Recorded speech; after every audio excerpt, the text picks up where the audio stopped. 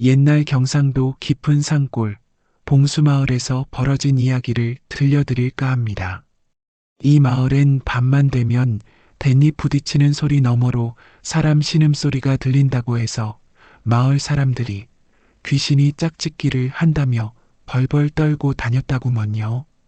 봉수마을은 경상도에서도 가장 깊숙한 곳에 자리 잡고 있어서 한양에서 오려면 보름은 좋게 걸리는 오지 중의 오지였어요. 마을 주변은 온통 대나무 숲으로 둘러싸여 있어서 바람이 불면 댄잎들이 서로 부딪혀 신비로운 소리를 내곤 했지요. 그런데 어느 날부터인가 그 소리 사이로 이상한 신음소리가 섞여 들리기 시작한 거예요. 처음엔 마을 사람들이 바람소리 아냐? 라고 했는데 밤이 깊어질수록 그 소리는 더욱 분명해졌어요. 마치 남녀가 은밀한 정사를 나누는 듯한 소리가 댄잎 소리와 함께 마을 전체로 퍼져나갔거든요. 이게 대체 뭔 일이래요? 귀신이 나타난 게 분명해요. 아니면 여우요괴라도 나타난 건 아닐까요? 마을 사람들은 이런저런 추측을 하며 밤마다 집문을 단단히 걸어 잠그고 지냈어요. 그런 괴담이 무성할 때쯤 한 바보 머슴이 들어와서 벌어진 기막힌 일화를 지금부터 들려드리겠습니다. 경상도 산중 봉수마을은 사방이 댄잎으로 둘러싸인 아담한 마을이었어요. 집이라고 해봐야 20채 남짓이었고 대부분 농사나 나무꾼으로 생계를 이어가는 소박한 사람들이 살고 있었지요. 이 마을에서 가장 큰 집은 단연 윤희 마님이 사시는 댁이었어요. 마을 한복판에 자리 잡은 기와집으로 사랑채와 안채, 행랑채까지 갖춘 제법 큰 규모였거든요. 대문에는 윤씨 문중의 문패가 당당히 걸려 있었고 마당에는 오래된 감나무와 배나무가 운치를 더해주고 있었어요. 윤희 마님은 28배 나이로 아직 꽃다운 모습을 간직하고 계셨구먼요. 키는 적당히 훤칠하고 눈은 맑고 깊어서 마을 사람들이 한번 보면 눈을 떼지 못할 정도였어요. 피부는 도자기처럼 하얗고 부드러웠고 머리카락은 까마귀 날개같이 윤기가 흘렀지요. 특히 웃을 때 입가에 살짝 보이는 보조개가 참으로 매혹적이었어요. 하지만 남편을 일찍 여의고 난 후로는 항상 단정한 흰 저고리에 회색 치마만 입고 다니셨어요. 성품이 워낙 엄숙해서 함부로 다가갈 수 없는 분위기를 풍기고 계셨죠. 마을 사람들은 윤희 마님은 정말 품격이 다르시다며 존경의 눈빛으로 바라봤어요. 윤희 마님의 남편은 3년 전에 갑작스럽게 돌아가셨는데 그 경위가 좀 이상했어요. 한양에 볼 일이 있다며 떠났다가 길에서 마적대를 만나 죽었다고 했는데 시신조차 찾을 수 없었거든요. 그래서 마을 사람들 사이에서는 뭔가 석연치 않다는 소문이 돌기도 했지요. 윤희 마님의 오라비도 그 무렵 의문사를 당했어요. 역시 한양으로 떠났다가 돌아오지 않았는데 나중에 들은 소식으로는 강도를 만나 죽었다고 했어요. 형제가 연달아 그런 일을 당하니까 마을 사람들은 윤씨 집안에 무슨 애군이 있는 게 아닌가라고 수군거렸어요. 하지만 윤희 마님은 그런 소문들에 휘둘리지 않고 꿋꿋하게 혼자서 큰 댁을 지켜나가고 계셨어요. 집안일은 오랫동안 함께 지낸 한여설분이가 도맡아 하고 있었고 바깥일은 늙은 머슴 한 명이 하고 있었는데 그 머슴마저 얼마 전에 고향으로 돌아가 버렸거든요. 이제 바깥일 할 사람이 없네요. 윤희 마님은 걱정이 많았어요. 혼자서 큰 댁을 관리하기에는 한계가 있었거든요. 그래서 마을 이장에게 부탁해서 새로운 머슴을 구하고 있었는데 마침 한 사내가 소개되어 온 거예요. 그런데 어느 날 이 댁에 한 머슴이 들어오게 되었으니 그가 바로 삼복이었어요. 아이고 마님, 이놈이 바로 삼복이라고 합니다요. 마을 이장이 큰 소리로 외치며 마당으로 들어왔어요.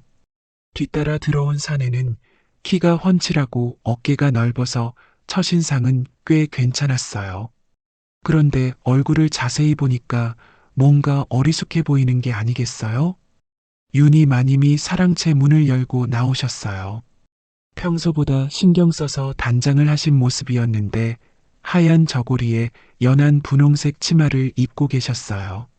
머리는 단정하게 쪽을 찌고 비녀 하나만 꽂으셨지만 그래도 우아한 기품이 물씬 풍겼지요. 삼복이라 했나요? 나이는 얼마나 되는 거예요? 윤희 마님의 목소리는 맑고 차분했어요. 하지만 새로운 머슴을 맞는 떨림이 살짝 섞여 있었지요. 아이고 마님, 29이라고 합니다요. 허허.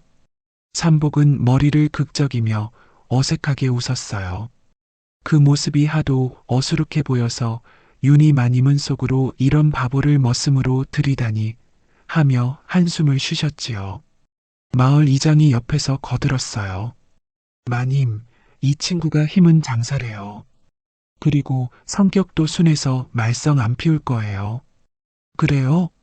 그럼 다행이군요. 윤희 마님은 삼복을 다시 한번 살펴봤어요. 확실히 체격은 좋았어요. 키가 거의 6자는 되어 보였고 어깨와 가슴도 우람했어요. 팔뚝의 근육도 제법 탄탄해 보였지요. 다만 그 멍한 표정이 좀 걱정스러웠어요. 어디서 오신 거예요? 저는 안동 쪽에서 왔습니다요. 부모님을 일찍 여의고 혼자 떠돌아다니다가 삼복의 목소리에는 슬픔이 묻어 있었어요. 윤희 마님은 같은 처지라고 생각해서인지 마음이 조금 누그러졌어요. 그럼 앞으로 잘 부탁드려요. 실수하지 말고 성실하게 일해주시라오. 네, 마님. 열심히 하겠습니다오.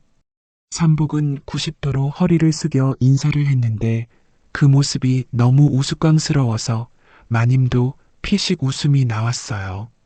하지만 그 순간 삼복이 고개를 들었을 때 윤희 마님은 뭔가 이상한 걸 느꼈어요. 분명 어수룩해 보였는데 눈빛만큼은 예사롭지 않았거든요. 그럼 어디서 머무르면 될까요? 사랑채 옆에 작은 방이 있어요. 거기서 지내시면 돼요. 윤희 마님은 설분에게 삼복을 안내해달라고 했어요. 설분은 25살의 처녀로 키가 작고 야무진 인상이었어요. 오랫동안 윤희 마님을 모셔서 집안일에는 누구보다 능숙했지요. 삼복서방, 이리 오세요. 방을 보여드릴게요. 설분이 앞장서서 사랑채 쪽으로 향했어요. 삼복이 뒤따라가는 모습을 보며 윤희 마님은 혼잣말을 했어요. 저 사람 정말 괜찮을까? 그날 밤 마을에는 또다시 괴이한 소리가 들려왔어요. 댄잎이 부딪히는 소리 너머로 들려오는 신음소리에 마을 사람들은 더욱 두려워했어요. 어떤 이는 귀신이 정말로 나타났다며 집 문을 단단히 걸어 잠그기도 했어요. 이게 뭔 일이래요, 정말로. 밤마다 저런 소리가 나니까 잠을 못 자겠어요. 혹시 윤희 마님 댁에 바보 머슴이 들어와서 그런 건 아닐까요? 마을 사람들은 이런저런 추측을 하며 수군거렸지요. 하지만 정작 그 소리가 어디서 나는지는 아무도 정확히 알 수 없었어요. 윤희 마님도 그 소리 때문에 잠을 설쳤어요. 안채에서 들으니까 더욱 생생하게 들렸거든요. 마치 누군가 격렬한 몸짓을 하는 것 같은 소리였어요. 대체 무슨 소리일까? 윤희 마님은 창문을 살짝 열고 밖을 내다봤지만 달빛만 마당을 비출 뿐 아무것도 보이지 않았어요. 하지만 그 신음소리는 계속해서 들려왔고 윤희 마님은 알 수 없는 열기를 느꼈어요. 혹시 삼복 씨와 관련이 있는 건 아닐까? 그런 생각이 들자 얼굴이 붉어졌어요. 아직 새로운 머슴에 대해 제대로 알지도 못하는데 이상한 상상을 하고 있는 자신이 부끄러웠거든요. 이튿날 아침, 삼복의 첫일이 시작되었어요. 설분이 이른 아침부터 삼복을 깨워서 할 일을 알려줬어요. 삼복 서방, 일어나세요. 해가 중천에 떴어요. 아이고, 벌써 그렇게 됐나요? 죄송해요. 삼복은 부스스한 모습으로 일어났어요. 머리가 이리저리 뻗쳐 있어서 더욱 바보 같아 보였지요. 먼저 장작부터 패야 해요. 겨울이 다가오니까 미리미리 준비해둬야 하거든요. 알겠어요. 삼복은 의욕적으로 대답하고 장작 패는 곳으로 향했어요. 그런데 이 산에 하는 일마다 사고를 치는 게 아니겠어요? 먼저 장작을 패려 했는데 도끼를 잡는 자세부터 이상했어요. 마치 처음 잡아보는 것처럼 어색하게 들고 있더라고요.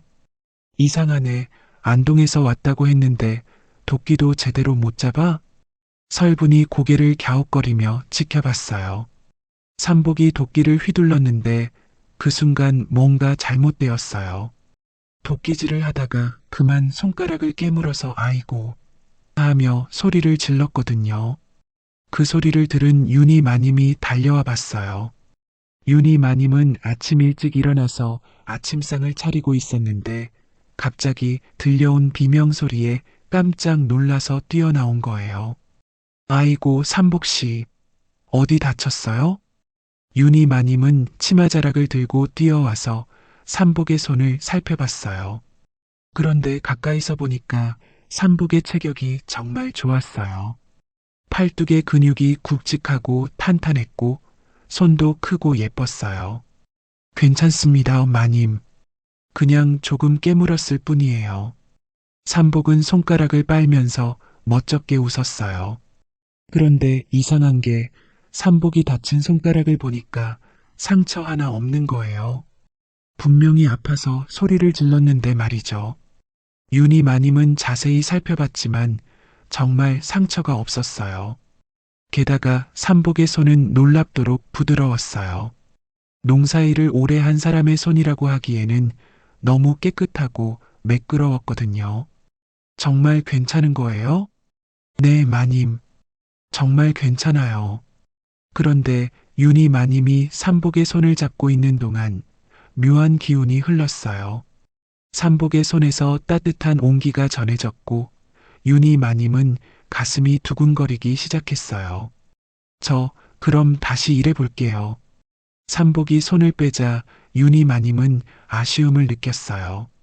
그 감정에 놀란 윤희 마님은 서둘러 안채로 돌아갔지요. 이어서 삼복은 물항아리를 나르기 시작했어요. 우물에서 물을 길어다가 부엌으로 나르는 일이었는데 이것도 보통 일이 아니었어요. 항아리를 들어 올리는 자세는 완벽했어요.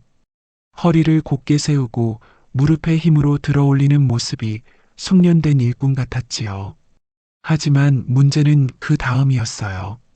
마당을 가로질러 가던 중에 그만 발에 걸려 넘어지며 항아리를 박살내고 말았거든요.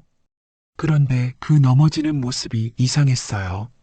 마치 일부러 넘어지는 것처럼 우아하게 넘어졌고 깨진 항아리 조각들을 신기하게 피해갔어요. 아이고 마님, 죄송합니다요. 이놈이 어찌나 어수룩한지. 삼복은 허둥지둥 일어나서 깨진 조각들을 주워 담았어요. 그 모습을 본 윤희 마님은 한숨을 쉬었지만 속으로는 좀 이상하다는 생각이 들었어요. 에휴, 됐어요. 앞으로는 조심해서 하시라오. 정말 죄송해요, 마님. 새 항아리로 바꿔드릴게요. 괜찮아요. 마을 장터에 가면 항아리 파는 곳이 있으니까 하나 사다가 주세요. 알겠습니다요. 삼복이 장터로 떠나고 나자 윤희 마님은 깨진 항아리 조각들을 치우면서 생각에 잠겼어요. 뭔가 이상했거든요. 바보 같아 보이는데 몸놀림은 너무 민첩하고 어수룩한 척 하는데 눈빛은 또렷하고 설분도 같은 생각이었어요. 마님, 삼복 서방이 좀 이상하지 않아요? 왜요? 도끼질할 때 보니까 자세는 완벽하던데요? 그런데 갑자기 바보 같은 실수를 하고 뭔가 어색해요. 윤희 마님도 고개를 끄덕였어요. 나도 그런 느낌이에요. 손도 너무 부드럽고. 손이요? 아, 아니에요. 그냥 농사일 하는 사람 같지 않아서요. 윤희 마님은 얼굴이 살짝 붉어지며 화제를 돌렸어요. 마을 사람들은 삼복의 소식을 듣고 혀를 차며 말했어요. 윤희 마님이 제정신인가? 저런 바보를 머슴으로 들이다니. 그러게 말이에요. 아무리 사람이 귀하다지만 저런 놈을 쓰다니. 근데 좀 이상하지 않아요? 바보 같은데 몸매는 장난 아니던데요. 맞아요. 어깨도 넓고 키도 크고 밤에 무슨 일 벌어지는 거 아닐까요? 그러고 보니까 어젯밤에도 이상한 소리가 났던데. 이런 소문들이 마을에 돌기 시작했지요. 특히 마을의 아낙네들은 삼복의 외모에 대해 수군거리기 시작했어요. 생긴 건 정말 멀쩡하던데.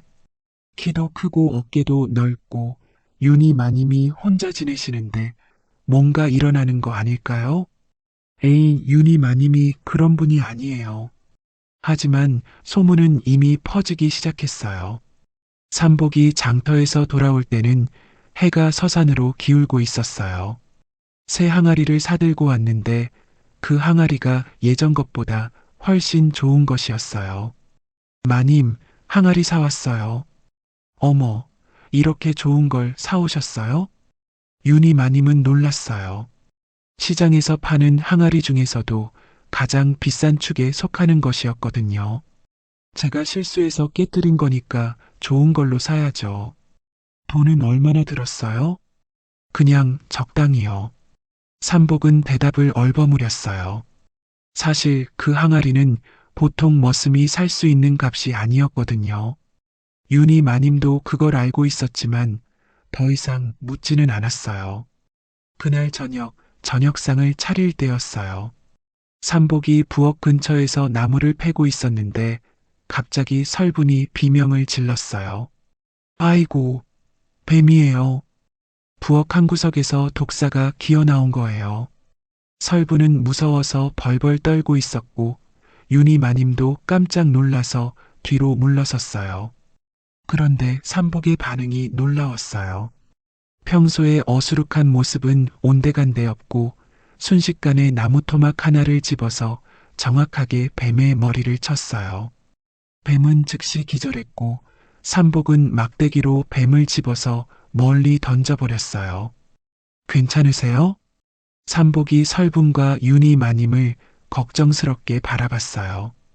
그런데 그 눈빛이 평소와 완전히 달랐어요. 날카롭고 결단력 있는 눈빛이었거든요. 고마워요, 삼복씨. 윤희 마님은 가슴을 쓸어내리며 말했어요. 그런데 삼복의 민첩한 몸놀림이 머리에서 떠나지 않았어요. 저 사람 정말 바보가 맞나? 며칠이 지나자 마을의 과부 봉화댁이 삼복에게 관심을 보이기 시작했어요. 봉화댁은 35의 나이로 남편을 잃은 지 3년이 되었는데 그동안 혼자 지내며 외로움을 달래고 있었거든요. 봉화댁은 키가 좀 작지만 몸매가 볼륨감 있고 말하는 것도 능청스러워서 마을 총각들이 은근히 관심을 보이는 여자였어요. 특히 가슴과 엉덩이 라인이 뚜렷해서 남자들의 시선을 끌었지요. 하지만 워낙 까다로워서 아무나 상대하지 않았어요. 봉화댁의 집은 윤희 마님 댁에서 그리 멀지 않은 곳에 있었어요. 작은 초가집이었지만 깔끔하게 꾸며져 있었고 마당에는 각종 꽃들이 예쁘게 피어 있었어요. 봉화댁은 원래 다른 마을에서 시집왔는데 남편이 병으로 죽은 후에도 시댁을 떠나지 않고 혼자 살고 있었어요. 저 새로운 머슴이 누구래요? 봉화댁은 마을 아낙네들과 빨래터에서 만날 때마다 삼복 얘기를 꺼냈어요. 윤희 마님 댁에 온 삼복이라는 놈이에요. 그런데 좀 바보 같더라고요. 바보? 그런데 덩치는 괜찮던데요? 맞아요. 키도 크고 어깨도 넓고 근데 하는 짓을 보면 정말 바보 같아요. 봉화댁은 호기심이 발동했어요. 덩치 좋은 바보라니 그런 남자야말로 자신이 원하는 타입이었거든요. 조종하기 쉽고 몸은 좋고 어느 날 봉화댁이 윤희 마님 댁 마당으로 찾아왔어요. 계란 몇 개를 가져온다는 핑계였지만 실제로는 삼복을 보려는 속셈이었지요. 그때 마침 삼복이 나무를 나르고 있었어요. 굵직한 통나무를 어깨에 메고 있었는데 그 모습이 너무 남성적이었어요. 힘줄이 선명하게 드러난 팔뚝, 땀에 젖어 살에 달라붙은 저고리, 집중한 표정까지 봉화되게 눈이 번쩍했어요. 어머나, 이 서방 어깨가 어찌나 튼튼해 보이는지 쌀가마보다 묵직한 걸 숨기고 계시는 거 아니에요? 봉화댁은 농을 건네며 웃었어요. 그 말의 의미를 모르는 사람은 없었지요. 삼복은 얼굴을 붉히며 어색하게 웃었어요. 아이고, 봉화댁 마님, 그런 말씀은. 허허, 서방이 부끄러워하시네요? 남자가 그럴 게 뭐 있어요? 봉화댁은 한 걸음 더 다가가서 삼복의 팔뚝을 슬쩍 만져봤어요. 예상대로 단단하고 탄탄했어요. 근육의 탄력이 손바닥을 통해 전해졌고 봉화댁은 내심 흥분했어요. 어머, 정말 단단하네요. 이런 팔로 저를 안아주시면 얼마나 든든할까요? 봉화댁의 목소리에는 분명한 유혹의 기운이 섞여 있었어요. 삼복은 당황해서 어쩔 줄 몰라 했어요. 봉화댁. 그때 윤희 마님이 안채에서 나오셨어요. 얼굴이 살짝 붉어져 있더라고요. 사실 윤희 마님은 안채에서 그 광경을 지켜보고 있었거든요. 봉화댁이 삼복을 만지는 모습을 보니까 왠지 모르게 속이 뒤틀렸어요. 무슨 말씀을 그리하고 계시는 거예요? 윤희 마님의 목소리에는 평소보다 날카로운 기운이 섞여 있었어요. 어머, 마님이셨어요? 그냥 삼복 서방이 워낙 건장해 보여서 농담 좀 했을 뿐이에요. 봉화댁은 태연하게 웃었어요. 하지만 속으로는 윤희 마님의 반응을 예리하게 관찰하고 있었지요. 농담도 정도가 있는 법이지요. 삼복 씨, 할 일이 많으니까 어서 가세요. 네, 마님. 삼복은 고개를 끄덕이며 자리를 뜨려 했지만 봉화댁이 또 한마디 했어요. 마님, 혹시 질투하시는 건 아니죠? 허허, 과부끼리 눈치 볼 것도 없는데 말이에요. 그 말에 윤희 마님의 얼굴이 더욱 붉어졌어요. 무슨 소리예요? 그냥 할 일이나 제대로 하시라는 얘기예요. 아, 그렇구나요? 그럼 저는 괜히 오해했네요. 봉화댁은 의미심장하게 웃으며 돌아갔어요. 하지만 속으로는 확신했어요. 윤희 마님이 분명 삼복에게 마음이 있다는 걸 말이에요. 그날 저녁 윤희 마님은 삼복을 불러 당부의 말을 했어요. 삼복 씨, 봉화댁이 자주 찾아오는데 함부로 가까이 하지 말아요. 과부의 집에는 말이 많은 법이거든요. 알겠습니다, 마님. 삼복은 고개를 숙이며 대답했는데 그 순간 윤희 마님은 삼복의 목덜미에서 묘한 향기가 나는 걸 느꼈어요. 그건 평범한 머슴에게서는 맡을 수 없는 은은한 향이었거든요. 마치 귀한 향나무나 침향 같은 향이었어요. 이상하네. 저 사람한테서 왜 이런 향이? 윤희 마님은 의아해했지만 그 향기가 은근히 좋았어요. 마음을 차분하게 만드는 효과가 있었거든요. 며칠 후 댄잎에 이슬이 맺힌 어느 밤이었어요. 윤희 마님이 안채에서 잠들려고 하는데 밖에서 소곤거리는 소리가 들렸어요. 삼복서방 혹시 안 주무세요? 봉화댁의 목소리였어요. 윤희 마님은 창문을 살짝 열고 밖을 내다봤어요. 봉화댁이 평소보다 파격적인 차림으로 사랑채 쪽으로 가고 있었어요. 저고리 고름을 느슨하게 매서 어깨선이 드러나 보이고 치마도 평소보다 짧게 입었더라고요. 달빛 아래 봉화댁의 실루엣이 야릇하게 드러나 보였어요. 아, 봉화댁 마님, 이 시간에 무슨 일이세요? 삼복의 목소리가 들렸어요. 잠에서 깬 듯 약간 허스키한 목소리였는데 윤희 마님은 그 목소리에 묘한 설렘을 느꼈어요. 그냥 혼자 있으니까 무서워서요. 혹시 이리 와서 제 방에 불이라도 지펴주실 수 없을까요? 봉화댁은 삼복의 팔을 잡고 귓가에 속삭였어요. 그 모습을 본 윤희 마님은 가슴이 조급해졌어요. 왜 그런지 모르겠지만 삼복이 봉화댁을 따라가는 걸 보고 싶지 않았거든요. 봉화댁 마님, 이런 건 좀. 왜요? 남자가 그렇게 소심하시면 어떻게 해요? 저 혼자 무섭다는데. 봉화댁은 더욱 가까이 다가와서 삼복의 가슴팍에 손을 올렸어요. 그리고는 몸을 바짝 붙여서 삼복의 귀에 입김을 불어넣었어요. 윤희 마님은 그 광경을 보며 주먹을 꽉 쥐었어요. 속에서 뭔가 부글부글 끓어오르는 감정을 느꼈지요. 그런데 이상한 건 삼복의 반응이었어요. 평소 어수룩하던 모습과는 달리 묘하게 단호한 눈빛으로 봉화댁을 바라보며 말했거든요. 봉화댁 마님, 밤이 깊었으니까 어서 돌아가세요.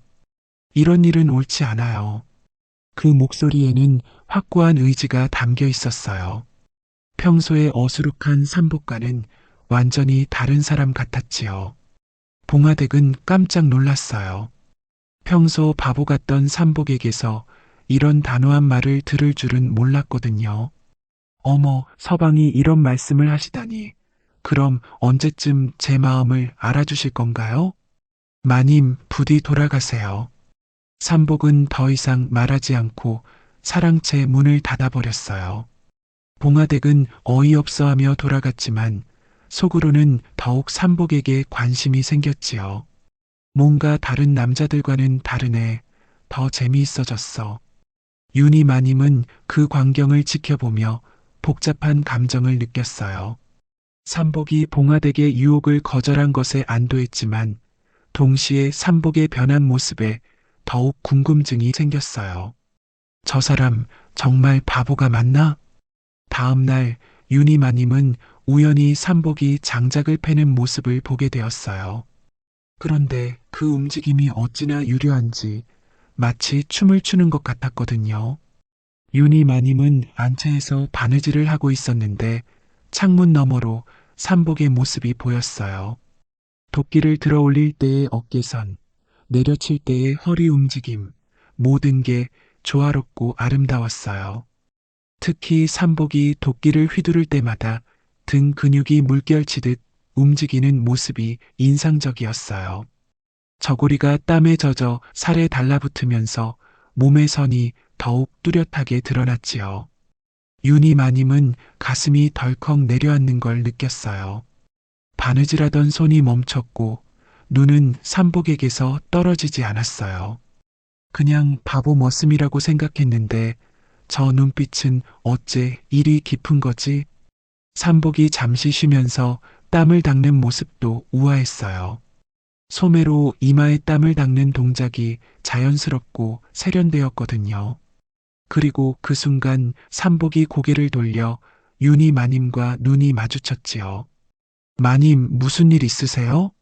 삼복의 눈빛이 또렷하고 깊었어요.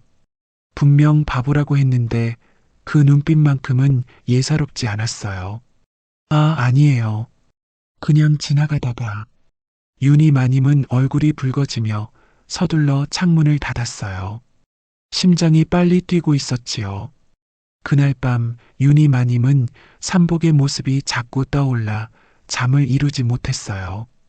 특히 삼복의 그 깊은 눈빛과 우아한 몸놀림이 머리에서 떠나지 않았어요. 내가 왜 이러지? 머슴 하나 때문에. 하지만 아무리 생각해도 삼복의 그 매력적인 모습이 머리에서 지워지지 않았어요. 윤희 마님은 베개를 끌어안고 뒤척였지요. 며칠 후 삼복이 우물에서 물을 깃는 모습을 본 윤희 마님은 더욱 놀랐어요. 두레박을 내리고 올리는 동작이 마치 무예를 하는 것처럼 부드럽고 힘이 있었거든요. 저 사람 정말 바보가 맞나? 윤희 마님의 마음에 의욕이 생기기 시작했어요. 그리고 조금씩, 아주 조금씩 삼복에게 마음이 기울어가고 있다는 걸 느꼈지요. 어느 날은 삼복이 마당을 쓸고 있는데 그 모습이 너무 진지하고 성실해 보여서 마음이 따뜻해졌어요. 또 어느 날은 삼복이 웃는 모습을 보고 가슴이 두근거리기도 했고요. 특히 삼복이 설분과 농담을 주고받을 때 보이는 환한 웃음이 매력적이었어요. 눈가에 잔주름이 생기면서 보이는 그 미소가 윤희 마님의 마음을 두드렸지요. 아니야, 이건 안 돼. 나는 마님이고 저 사람은 머슴인데. 하지만 마음이라는 게 그렇게 쉽게 컨트롤되는 건 아니었어요. 삼복을 볼 때마다 가슴이 두근거렸고 삼복이 없을 때는 왠지 모르게 허전했어요. 어느 날 오후 윤희 마님이 마당에서 빨래를 널고 있을 때였어요. 삼복이 나무를 해다가 마당 한 구석에 쌓고 있었는데 갑자기 윤희 마님이 빨래줄에 손이 닿지 않아 애를 먹고 있었어요. 어머, 키가 안 닿네. 윤희 마님은 까치발을 들고 빨래를 널려고 했지만 쉽지 않았어요. 그때 삼복이 다가와서 도와주었어요. 제가 해드릴게요, 마님. 삼복이 윤희 마님 뒤로 다가가서 빨래를 받아 널어주었어요. 그 순간 삼복의 가슴이 윤희 마님의 등에 살짝 닿았어요. 윤희 마님은 온몸에 전기가 흐르는 것 같은 느낌을 받았어요. 삼복의 체온이 등을 통해 전해졌고 남성적인 향기가 코끝을 스쳤지요. 고마워요. 윤희 마님은 목소리가 떨렸어요.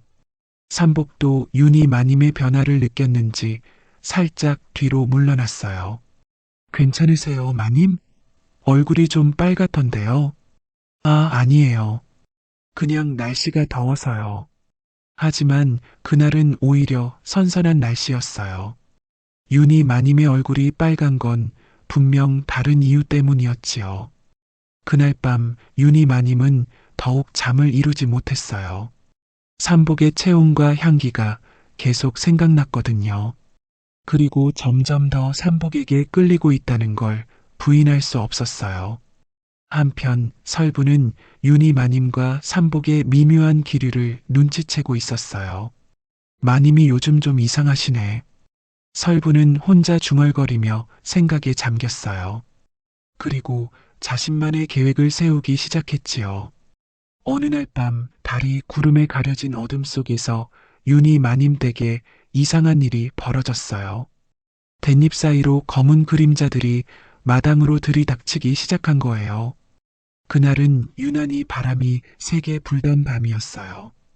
댄잎들이 서로 부딪히며 내는 소리가 평소보다 컸고 그래서 처음에는 검은 그림자들의 발자국 소리가 들리지 않았어요. 윤희 마님은 안채에서 잠들어 있었는데 갑자기 들려오는 발소리에 잠이 깼어요. 처음에는 삼복이 화장실에 가는 소리인가 했는데 발소리가 너무 많았어요. 창틈으로 내다보니 검은 복면을 쓴 자들이 대여섯 명 마당에 서 있는 게 아니겠어요? 모두 검은 옷을 입고 얼굴을 가리고 있어서 정체를 알 수 없었어요. 하지만 그들의 움직임에서 살기가 느껴졌지요. 윤희 마님을 찾아라. 오라비의 원수를 갚을 때가 왔다. 이번에는 놓치지 마라. 그들의 말을 들은 윤희 마님은 깜짝 놀랐어요. 돌아가신 오라비와 관련된 일이 아직 끝나지 않았던 거예요. 오라비가 왜 오라비 얘기가 나와? 윤희 마님은 가슴이 쿵쾅거리며 몸을 숨겼어요. 3년 전에 오라비가 의문사를 당한 후로 그 일은 끝난 줄 알았거든요. 그런데 아직도 그와 관련된 원수가 남아 있었던 거예요. 검은 복면의 자들은 조용히 안채 쪽으로 다가오기 시작했어요. 그들의 움직임은 훈련된 자들의 그것이었어요. 발소리를 최대한 죽이면서도 빠르게 이동하고 있었지요. 1번은 뒷문을 지키고 2번과 3번은 안채로, 나머지는 사랑채를 수색하라. 리더로 보이는 자가 수신호를 보내며 지시를 내렸어요. 그들은 분명 이 집의 구조를 미리 파악하고 있었어요. 윤희 마님은 다급해졌어요. 도망갈 곳도 없고 도와줄 사람도 없었거든요. 설부는 어디 갔는지 보이지 않았고 삼복은 사랑채에서 잠들어 있을 터였어요. 그런데 그때였어요. 어디선가 삼복이 나타나 순식간에 윤희 마님을 안고 뒤로 물러선 거예요. 그런데 그 움직임이 어찌나 빠르고 정확한지 마치 바람처럼 순식간이었어요. 마님, 위험해요. 제 뒤에 계세요. 삼복의 목소리가 평소와는 전혀 달랐어요. 차분하고 위험이 있었지요. 그리고 어디선가 검을 꺼내 들었는데 그 솜씨가 예사롭지 않았어요. 윤희 마님은 깜짝 놀랐어요. 삼복이 언제 안채로 들어왔는지도 몰랐고 더욱이 검을 가지고 있었다는 것도 몰랐거든요. 어디서 검을, 그리고 이 목소리는. 윤희 마님은 삼복을 다시 보게 되었어요. 평소의 어수룩한 모습은 온데간데 없고 늠름하고 믿음직한 남자가 서 있었거든요. 그 눈빛은 날카롭고 결단력이 있었어요. 너희들은 누구야? 이곳에 무슨 일로 왔어? 삼복의 목소리에는 위압감이 있었어요. 평소의 바보 같은 말투는 완전히 사라져 있었지요. 헛소리 말고 윤희 마님을 내놔. 그 여자만 있으면 돼. 너는 방해하지 마라. 검은 복면의 자들이 일제히 달려들었어요. 그런데 삼복의 검술은 정말로 신기했어요. 마치 춤을 추듯 우아하게 움직이면서도 상대방들을 정확히 제압했거든요. 첫 번째 공격자가 달려오자 삼복은 몸을 옆으로 돌리며 검으로 상대의 손목을 쳤어요. 정확한 급소였고 그자는 즉시 무기를 놓쳤어요.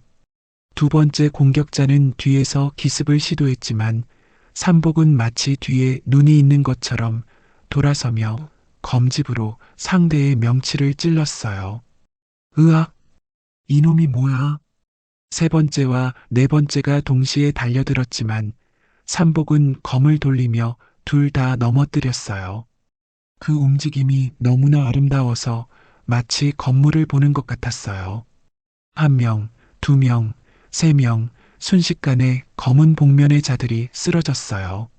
삼복의 검은 살상을 목적으로 하지 않고 정확히 급소를 눌러 기절시키는 거였어요.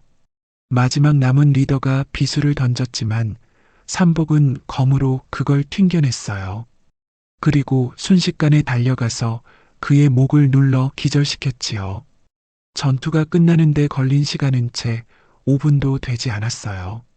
삼복은 수만 번 크게 쉬지 않고 모든 적을 제압했어요. 윤희 마님은 입을 막고 속으로 외쳤어요. 이 사람 대체 누구지?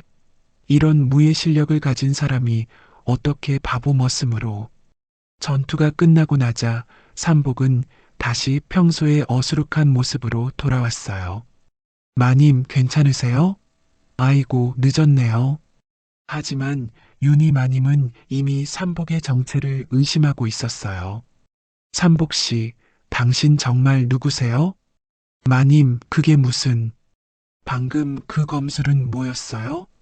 그리고 그 목소리도 완전히 다른 사람 같았어요. 삼복은 잠시 머뭇거리다가 말했어요.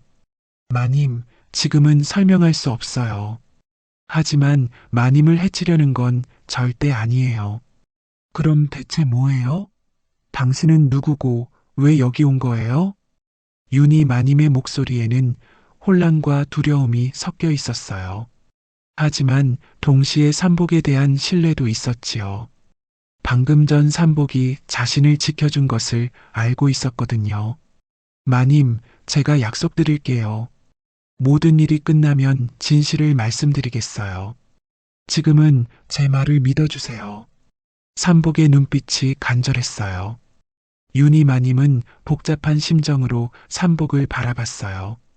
두려움과 궁금함, 그리고 알 수 없는 설렘이 뒤섞여 있었지요.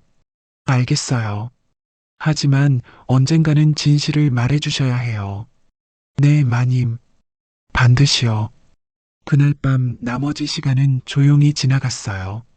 삼복은 기절한 검은 복면의 자들을 모두 묶어두고 마을 이장에게 알려서 관청에 넘겼어요. 그 사건 이후로 집안의 한여 설분이 갑자기 사라졌어요. 설부는 윤희 마님 댁에서 오랫동안 일해온 믿을만한 일꾼이었는데 흔적도 없이 사라진 거예요. 평소 설부는 새벽부터 밤늦게까지 부지런히 일하는 여자였어요. 아침이면 가장 먼저 일어나서 아궁이에 불을 지피고 밤이면 가장 늦게 잠자리에 들었지요. 그런 설분이 하루아침에 사라진 것은 정말 이상한 일이었어요. 윤희 마님은 아침에 일어나서 설분을 불렀지만 대답이 없었어요. 설분의 방을 들여다보니 침구는 그대로 있었지만 개인 물건들이 몇 개 없어져 있었어요. 설분아, 설분아. 윤희 마님은 집 안 곳곳을 찾아봤지만 설분은 어디에도 없었어요. 마당에서 빨래를 하던 흔적도 없었고 부엌에서 아침상을 준비하던 흔적도 없었어요. 윤희 마님은 걱정이 되어 삼복에게 말했어요. 삼복 씨, 설분이가 어디로 간 것 같아요? 평소에 어디 갈 곳이 있었나요? 글쎄요, 마님. 설분 누나는 항상 마님께만 충성하는 마음이었는데 삼복은 고개를 갸웃거리며 대답했어요. 하지만 그 눈빛에는 뭔가 아는 게 있는 듯한 빛이 스쳤지요. 혹시 어젯밤 일과 관련이 있는 건 아닐까요? 그럴지도 모르겠어요. 설분 누나가 뭔가 알고 있었을 수도 있고, 윤희 마님은 불안했어요. 설분이 갑자기 사라진 것도 이상했지만 어젯밤의 습격 사건과 연관이 있을까봐 걱정됐거든요. 그때 봉화댁이 또다시 나타났어요. 이번에는 더욱 대담한 모습이었지요. 어머나, 이게 무슨 일이래요? 어젯밤에 무슨 일이 있었다면서요? 봉화댁은 평소보다 화장을 진하게 하고 왔어요. 입술에는 연지를 발랐고 뺨에도 염분을 발라서 더욱 유염해 보였어요. 봉화댁, 어떻게 알았어요? 마을에 소문이 쫙 돌았어요.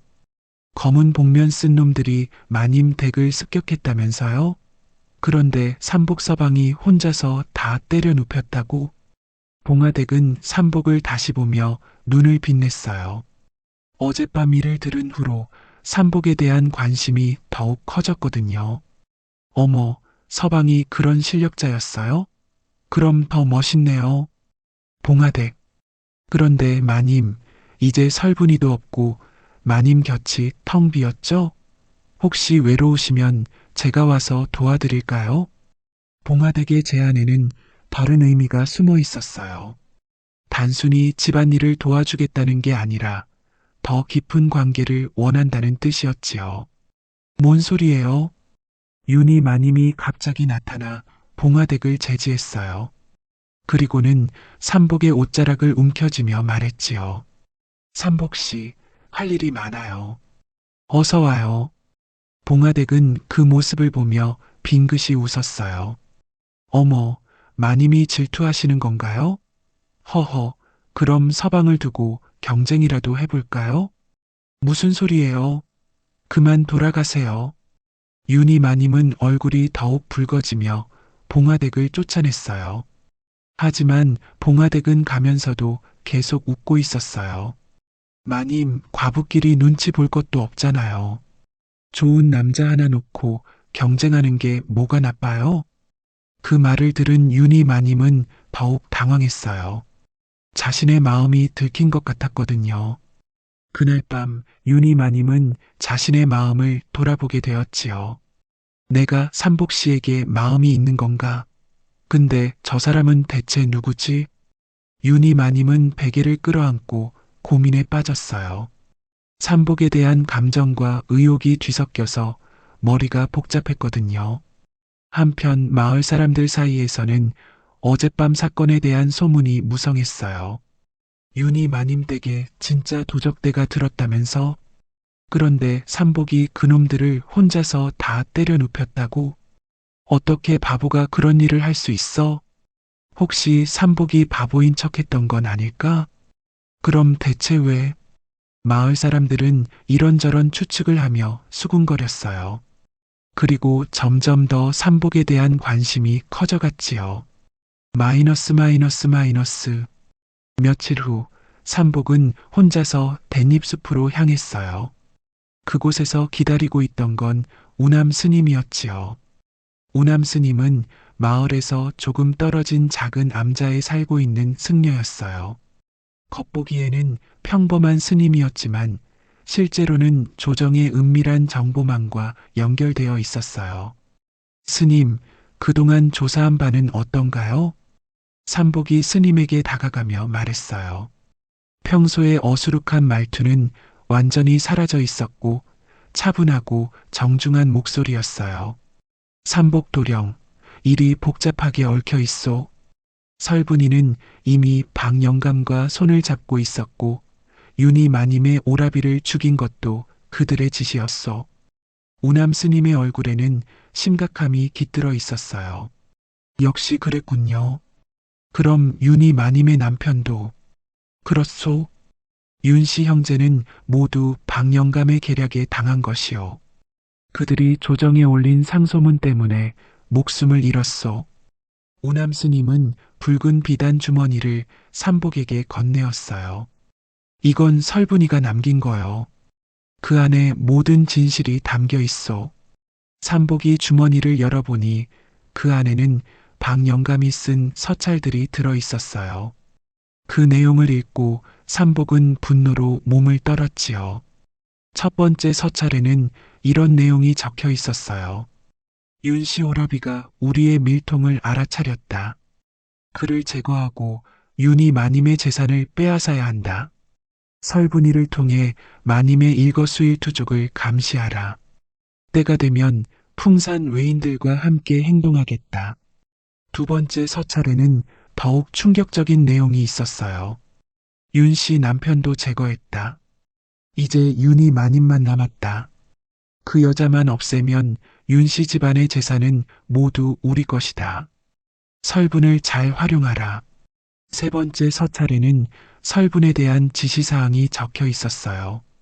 설분에게는 아버지의 복수라고 말해라.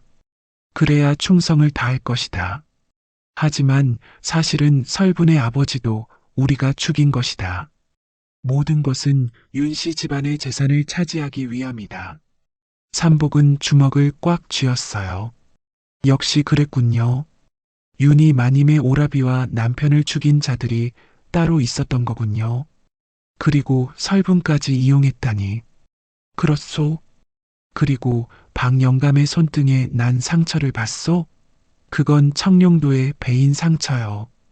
분명 오라비님께서 마지막에 저항하시며 남긴 증거일 거요. 우남 스님의 말에 삼복은 고개를 끄덕였어요. 모든 게 명확해졌지요. 설분은 지금 어디 있나요? 아마 박영감의 은신처에 있을 거요. 봉화댁의 집 근처에 있는 폐가를 이용하고 있어. 봉화댁도 연루되어 있나요? 그건 확실하지 않소. 하지만 의심스러운 정황들이 있어. 삼복은 잠시 생각에 잠겼어요. 이제 마지막 결전을 준비해야겠군요. 조심하시오, 삼복 도령. 그들은 아직 마님을 포기하지 않았을 거요. 그리고 설분은 진심으로 복수한다고 믿고 있어. 알겠습니다. 설분 누나를 설득해 볼게요. 우남 스님은 삼복의 어깨에 손을 올렸어요. 도령, 이 일이 끝나면 마님께 진실을 말씀드려야 하오. 네, 스님. 그럴 작정이에요. 두 사람은 잠시 묵념을 한 후 헤어졌어요. 삼복은 마지막 결전을 위해 준비하기 시작했어요. 그날 밤 삼복은 봉화댁의 집으로 몰래 잠입했어요. 평소 봉화댁이 삼복을 유혹한 것도 모두 계획의 일부였을 거라고 생각했거든요. 봉화댁의 집은 조용했어요. 불빛도 없었고 사람의 기척도 느껴지지 않았어요. 삼복은 조심스럽게 집 주변을 살펴봤어요. 뒷문으로 들어가 보니 봉화댁의 방에는 평소와 다른 물건들이 있었어요. 서찰들이 가득 담긴 상자, 금은 보화들, 그리고 무기들까지. 과연 봉화댁의 방에서는 놀라운 것들이 발견되었어요. 풍산 외인과 주고받은 서찰들, 설분이와 박영감이 함께 세운 모략의 증거들이 가득했지요. 첫 번째로 발견한 서찰에는 이런 내용이 적혀 있었어요. 봉하는 삼복을 유혹하여 무력화시켜라. 그자가 광군일 가능성이 높다. 만약 유혹이 통하지 않으면 독을 사용하라. 두 번째 서찰에는 더욱 구체적인 계획이 적혀 있었어요. 윤희 마님을 납치하여 풍산으로 데려가라. 그곳에서 처리한 후 재산 분할을 시작한다. 봉화의 몫은 전체의 3할이다. 역시 그렇구나. 삼복이 증거들을 살펴보고 있을 때 갑자기 뒤에서 목소리가 들렸어요. 다 알아냈구나, 삼복아. 돌아보니 설분이 서 있었어요. 그런데 그 모습이 평소와는 전혀 달랐지요. 차가운 눈빛과 손에 든 칼이 그녀의 정체를 말해주고 있었어요. 설분 누나, 왜 이런 일을 했어요? 마님께 그토록 충성한다고 하지 않았어요? 삼복의 목소리에는 안타까움이 섞여 있었어요. 충성? 허허, 나는 복수를 위해 살아왔어. 내 아버지를 죽인 윤씨 집안의 복수를 위해서 말이야. 설부는 칼을 들어 올리며 소리쳤어요. 그 얼굴에는 오랫동안 쌓인 분노와 원한이 가득했어요. 내 아버지는 윤희 마님의 아버지에게 억울하게 죽었어. 그래서 나는 복수의 칼이 되기로 했던 거야. 누나, 그건 박영감이 꾸민 거짓말이에요. 누나 아버지를 죽인 것도 박영감이에요. 삼복이 서찰을 들어보이며 말했어요.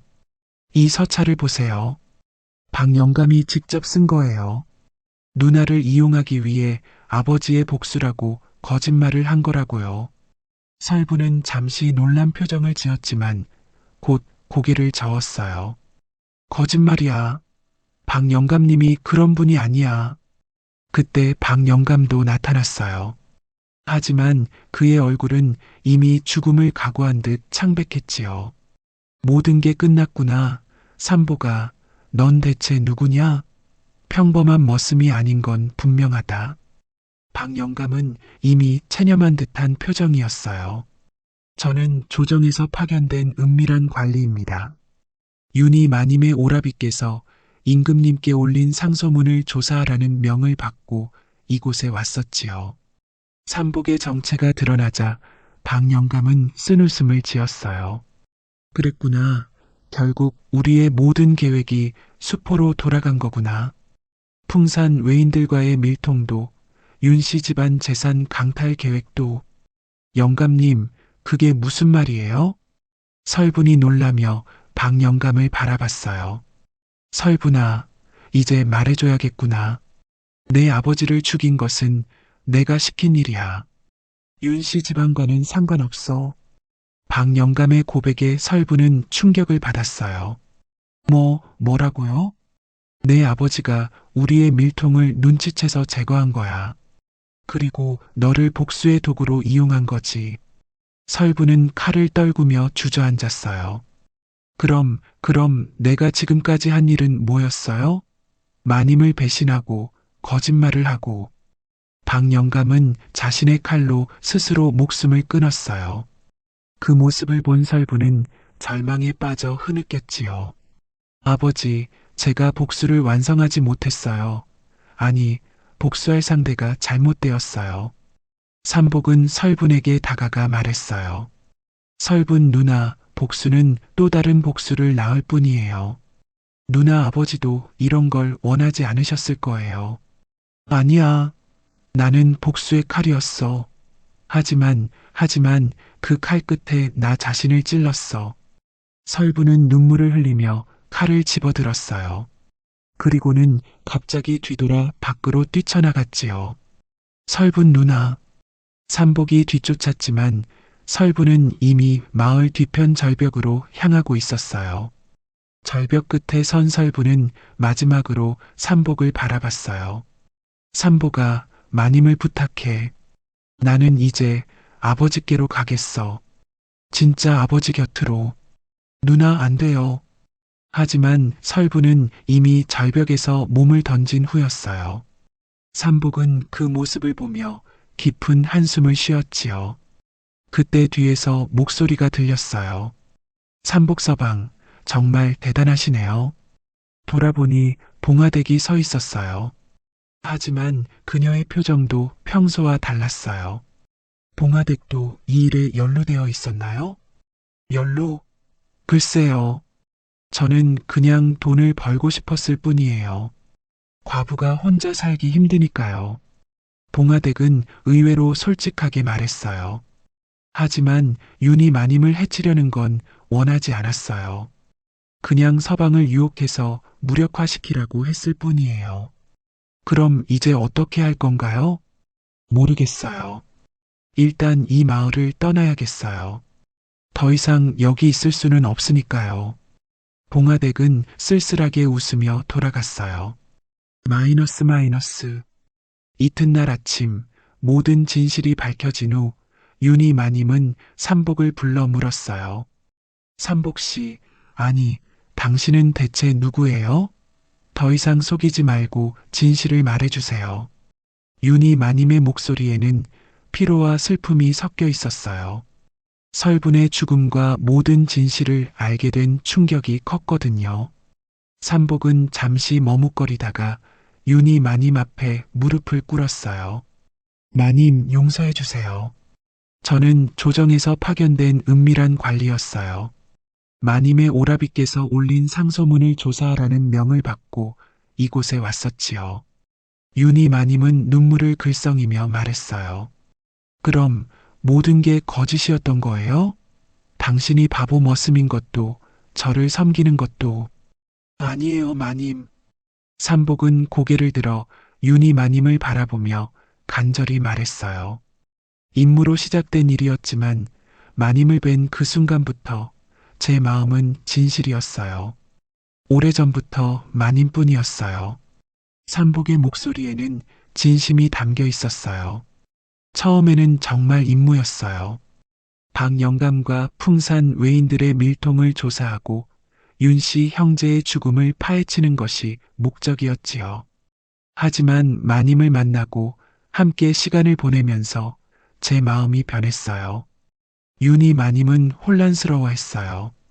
그럼 평소에 바보인 척한 것도 네, 정체를 숨기기 위해서였어요. 하지만 마님 앞에서만큼은 항상 진심이었어요. 그 순간 삼복은 일어나 윤희 마님을 품에 안았어요.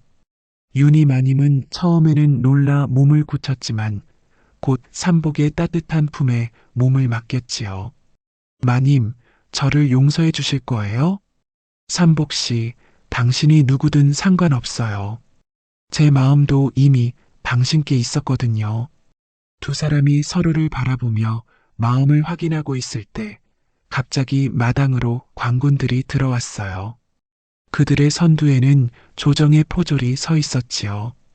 정삼품 어모장군 김삼복 도령께 조정의 명이 내려졌습니다. 포졸은 황금색 직첩을 내밀며 말했어요. 이번 사건을 성공적으로 해결한 공로로 정삼품 어모장군에 임명하노라. 또한 윤희 마님과의 혼인을 허가하노라. 윤희 마님은 깜짝 놀라며 삼복을 바라봤어요. 삼복씨, 당신이 정말로 벼슬아치였구나. 마님, 이제 떳떳하게 마님을 아내로 모실 수 있게 되었어요. 삼복은 다시 한번 윤희 마님을 품에 안으며 속삭였어요. 그때 어디선가 목소리가 들렸어요. 어머나, 이런 결말이 있었구먼요. 돌아보니 봉화댁이 서 있었어요. 하지만 예전의 요염한 모습은 사라지고 수수한 차림이었어요. 그럼 제가 그동안 장군님께 추파를 던진 거였네요? 아이고, 창피해라. 봉화댁, 마을에 좋은 총각들이 많잖아요. 허허.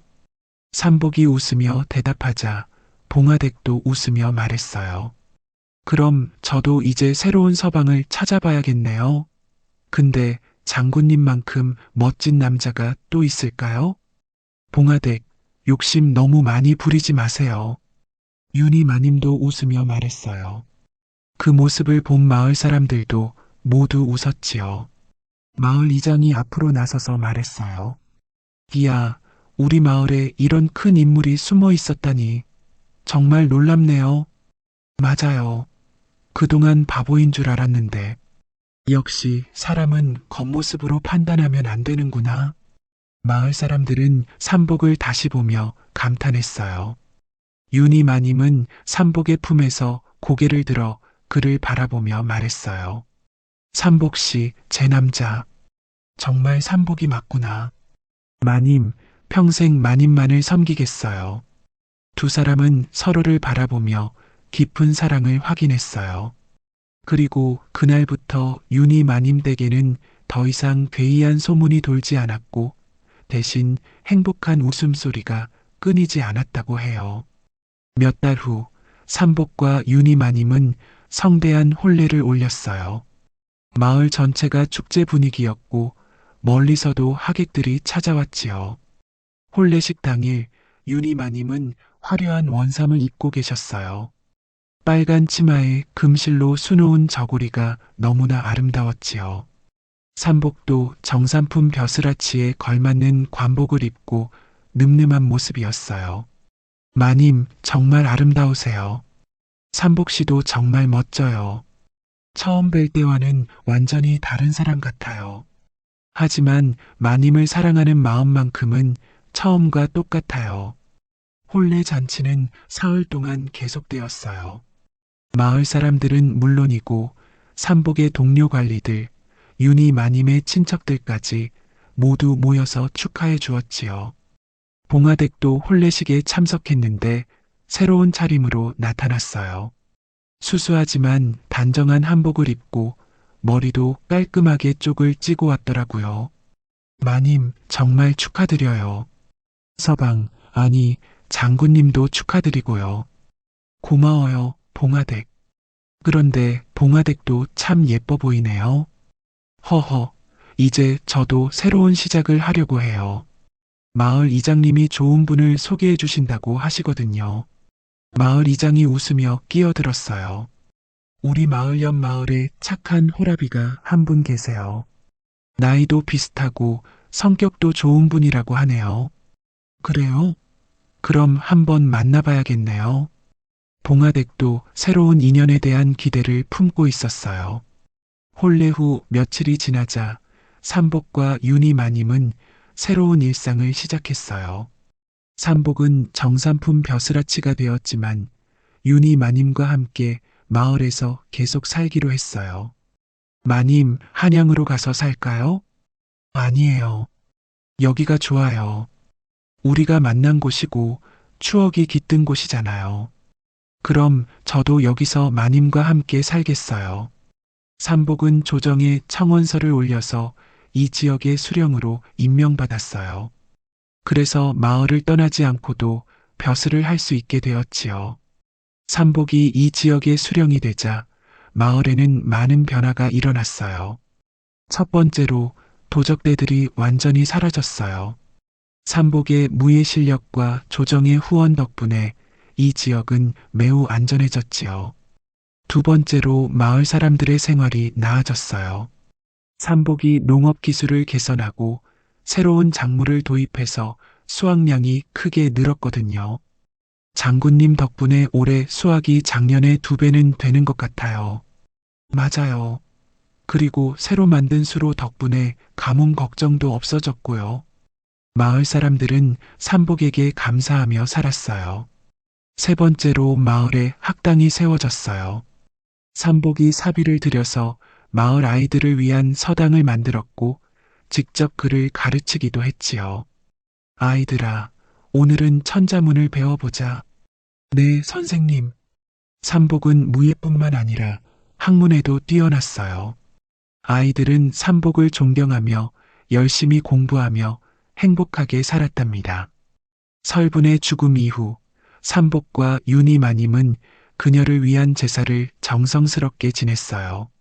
설분이 비록 잘못된 길을 걸었지만 그녀 나름대로는 아버지에 대한 효심 때문이었다는 걸 알고 있었거든요. 설분아, 내가 편히 쉴 수 있도록 우리가 계속 기도할게. 윤희 마님은 설분의 무덤 앞에서 눈물을 흘렸어요. 오랫동안 함께 지낸 정이 있었기 때문이지요.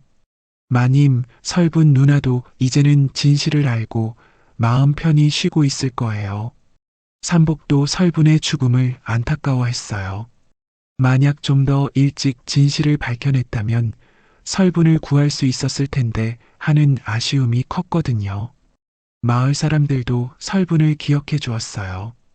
그녀가 비록 마지막에는 잘못된 선택을 했지만 그 전까지는 성실하고 착한 사람이었다는 걸 모두 알고 있었거든요. 야담 도깨비를 찾아주신 여러분 감사합니다. 오늘도 재밌는 이야기로 여러분을 즐겁게 해드리겠습니다. 그 전에 좋아요와 구독 버튼 꼭 부탁드립니다. 그럼 시작할게요. 때는 조선 후기 영조 대왕께서 다스리시던 어느 해의 일이라. 전라도 깊숙한 곳에 황해촌이라 불리는 작은 고을이 있었으니 그곳은 삼면이 산으로 둘러싸이고 한쪽으로는 맑은 개천이 흘러가는 아담하고 평화로운 마을이었다. 마을의 중심에는 5일마다 서는 장터가 있어 먼 곳에서까지 장사꾼들이 몰려와 온갖 물건을 팔곤 하였다. 곡식과 나물, 배와 무명, 그릇과 농기구에 이르기까지 없는 것이 없었으니 그야말로 인근에서는 제법 큰 장터로 소문이 자자하였다. 빛났고 가는 허리에는 자주색 댕기가 바람에 살랑이고 있었다. 이달에도 어김없이 오셨네요. 유리마님. 쌀가게 주인이 공손히 인사를 올렸다. 유리마님은 단아한 미소를 지으며 고개를 끄덕였다.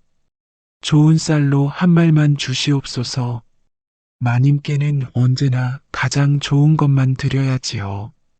올해 첫 수확한 것으로 준비해 놨사옵니다. 장사꾼들은 모두 유리마님을 극진히 대했다. 그녀의 정절과 효심이 온 마을에 소문이 자자했기 때문이었다. 매달 초하루와 보름 그리고 남편의 기일과 생일에는 어김없이 제사상을 차리는 그녀의 모습에 사람들은 감탄을 금치 못했다. 아이고, 저런 정절 부인이 어디 또 있겠소? 요즘 같은 세상에 저런 지조는 참으로 귀하지. 제가를 권하는 사람들도 많을 텐데 꿋꿋이 혼자 사시는 것을 보면 참으로 대단하시다. 저런 부인이야말로 우리 조선의 참된 여인이지. 장터 곳곳에서 유리마님을 칭송하는 소리가 들렸다. 하지만 정작 당사자인 유리마님의 마음속에는 남모를 무거운 그림자가 드리워져 있었다. 밤마다 계속되는 이상한 꿈 때문이었다. 저기 포목전에서 명주 한 피를 사겠나이다. 유리마님이 포목전으로 향했다. 제사상에 올릴 과일을 싸는데 쓸 명주가 필요했다. 어서 오시옵소서, 마님. 오늘은 어떤 것을 찾으시나이까? 포목상 주인이 반갑게 맞이했다. 곱고 하얀 명주로 한 필만 주시옵소서.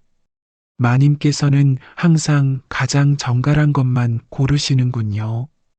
이것 어떠하신지요? 한양에서 직접 가져온 것이옵니다. 포목상 주인이 눈처럼 하얀 명주를 펼쳐 보였다. 유리마님은 그 명주를 만져보며 고개를 끄덕였다. 좋습니다. 얼마인가요? 마님께는 특별히 3냥만 받겠나이다. 항상 정성스레 제사를 모시시는 모습이 참으로 기특하옵니다. 유리마님은 치마폭에서 돈주머니를 꺼내 정성스럽게 돈을 세어 건넸다. 그런데 바로 그때였다. 갑자기 차가운 바람이 불어와 그녀의 치마폭을 흔들었고 순간 온몸에 소름이 돋았다. 마치 누군가 뒤에서 지켜보고 있는 듯한 느낌이었다. 유리마님은 무의식 중에 뒤를 돌아봤지만 평소와 다름없이 사람들이 북적이며 장을 보고 있을 뿐이었다. 하지만 그 이상한 느낌은 쉽게 사라지지 않았다. 이 무명배는 얼마인가요? 다음으로 향한 곳은 무명배를 파는 상인이었다. 제사상에 깔 보자기를 만들려는 것이었다. 마님, 이것은 어떠신지요? 배의 결이 참으로 고와서 보자기로 쓰시기에 딱 맞을 것이옵니다. 상인이 정성스럽게 무명배를 펼쳐 보였다. 유리마님은 그 배를 자세히 살펴보며 만족스러운 표정을 지었다. 좋습니다. 이것으로 하겠나이다. 마님께는 한 양만 받겠나이다. 늘 성의를 보여주시니 저희도 마음이 흐뭇하옵니다. 거래를 마치고 유리마님이 돌아서는데 갑자기 어디선가 종소리가 들려왔다. 멀리서 들려오는 희미한 종소리였지만 왠지 가슴 깊은 곳을 울리는 듯했다. 저것은 귀령사 종소리인가? 귀령사는 황해촌 뒷산에 있는 오래된 절터였다. 이미 반쯤 허물어져 있어 스님도 없고 사람들도 잘 찾지 않는 곳이었다. 그런데 그곳에 종이 울리고 있다니 유리마님은 고개를 저으며 그 생각을 떨쳐내려 했다. 아마도 바람에 종이 흔들려 소리가 난 것이리라.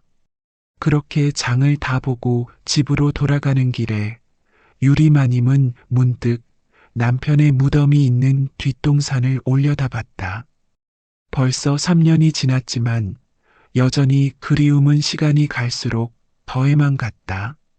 서방님, 오늘도 좋은 것들로 제사상을 차려드릴 테니 부디 편히 계시옵소서. 유리마님은 마음속으로 조용히 기도를 올리며 집으로 향했다. 그날 밤 유리마님은 언제나처럼 촛불을 켜고 서방의 영정 앞에 앉았다. 3년 전 갑작스럽게 세상을 떠난 남편 영수를 그리워하며 오늘 장터에서 산 물건들을 하나하나 정성스럽게 정리했다. 영수는 참으로 좋은 남편이었다. 비록 가난한 선비였지만 아내를 극진히 사랑했고 언제나 다정했다. 키가 크고 준수한 얼굴에 학자다운 품격을 지녔으며 무엇보다 마음씨가 따뜻한 사람이었다. 서방님, 오늘도 장터에서 좋은 것들을 사왔나이다. 내일 아침에 정성스럽게 제사상을 차려드릴 테니 부디 저승에서 편히 계시옵소서. 유리마님은 영정 앞에서 무릎을 꿇고 두 손을 모았다. 촛불이 흔들리며 영수의 얼굴을 비추니 마치 살아있는 것처럼 생생해 보였다. 서방님과 함께했던 날들이 꿈만 같습니다. 비록 짧았지만 참으로 행복했나이다. 이 몸은 서방님만을 남편으로 알고 평생을 살아가겠사옵니다. 그렇게 기도를 마치고 잠자리에 들었는데 어김없이 그 꿈이 시작되었다.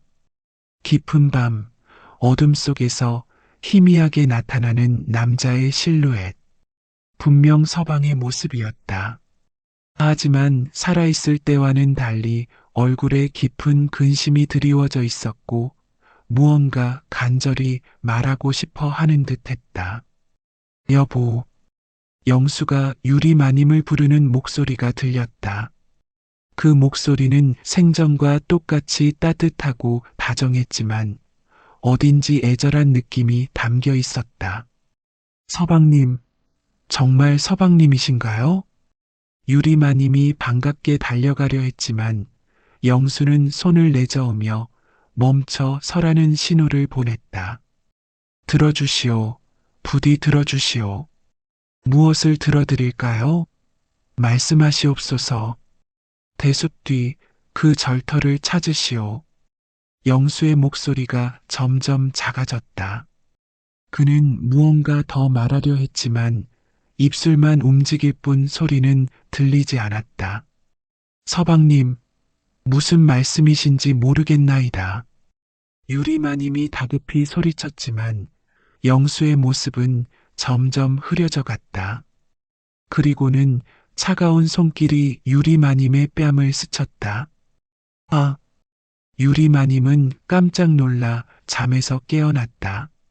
심장이 두근거리고 온몸에 식은땀이 흘렀다.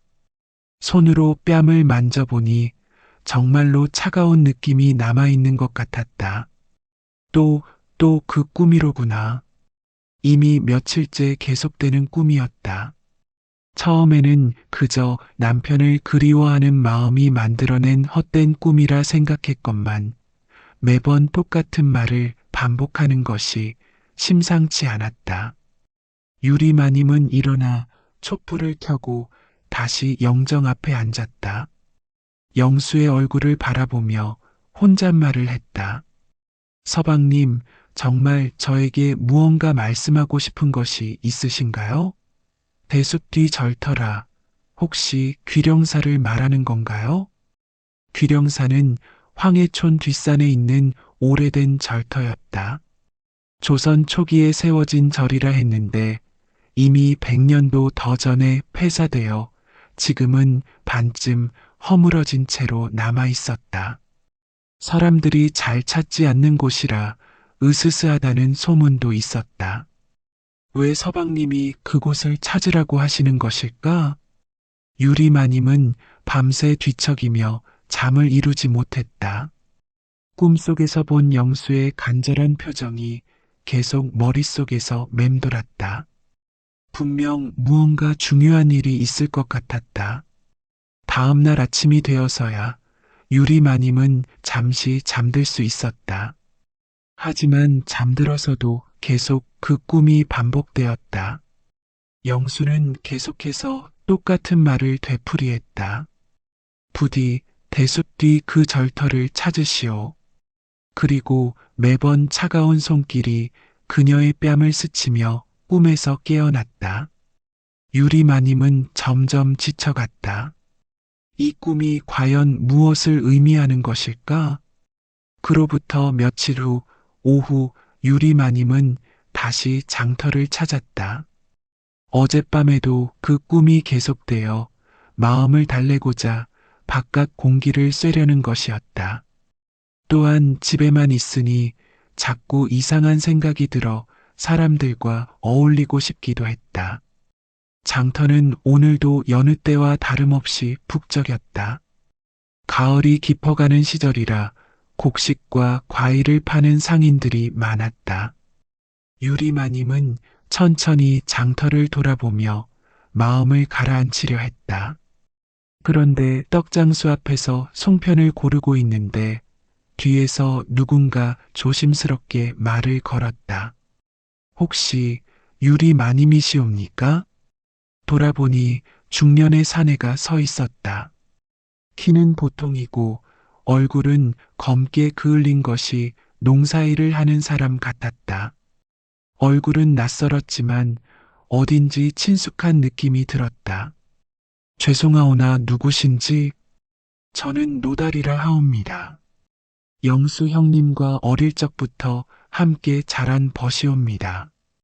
유리마님은 깜짝 놀랐다.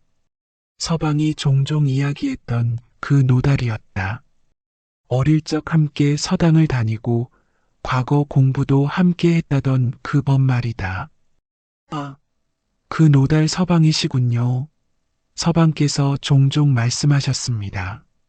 같이 서당을 다니며 글 공부를 했다고, 그리고 과거 시험도 함께 준비했다고 하셨지요.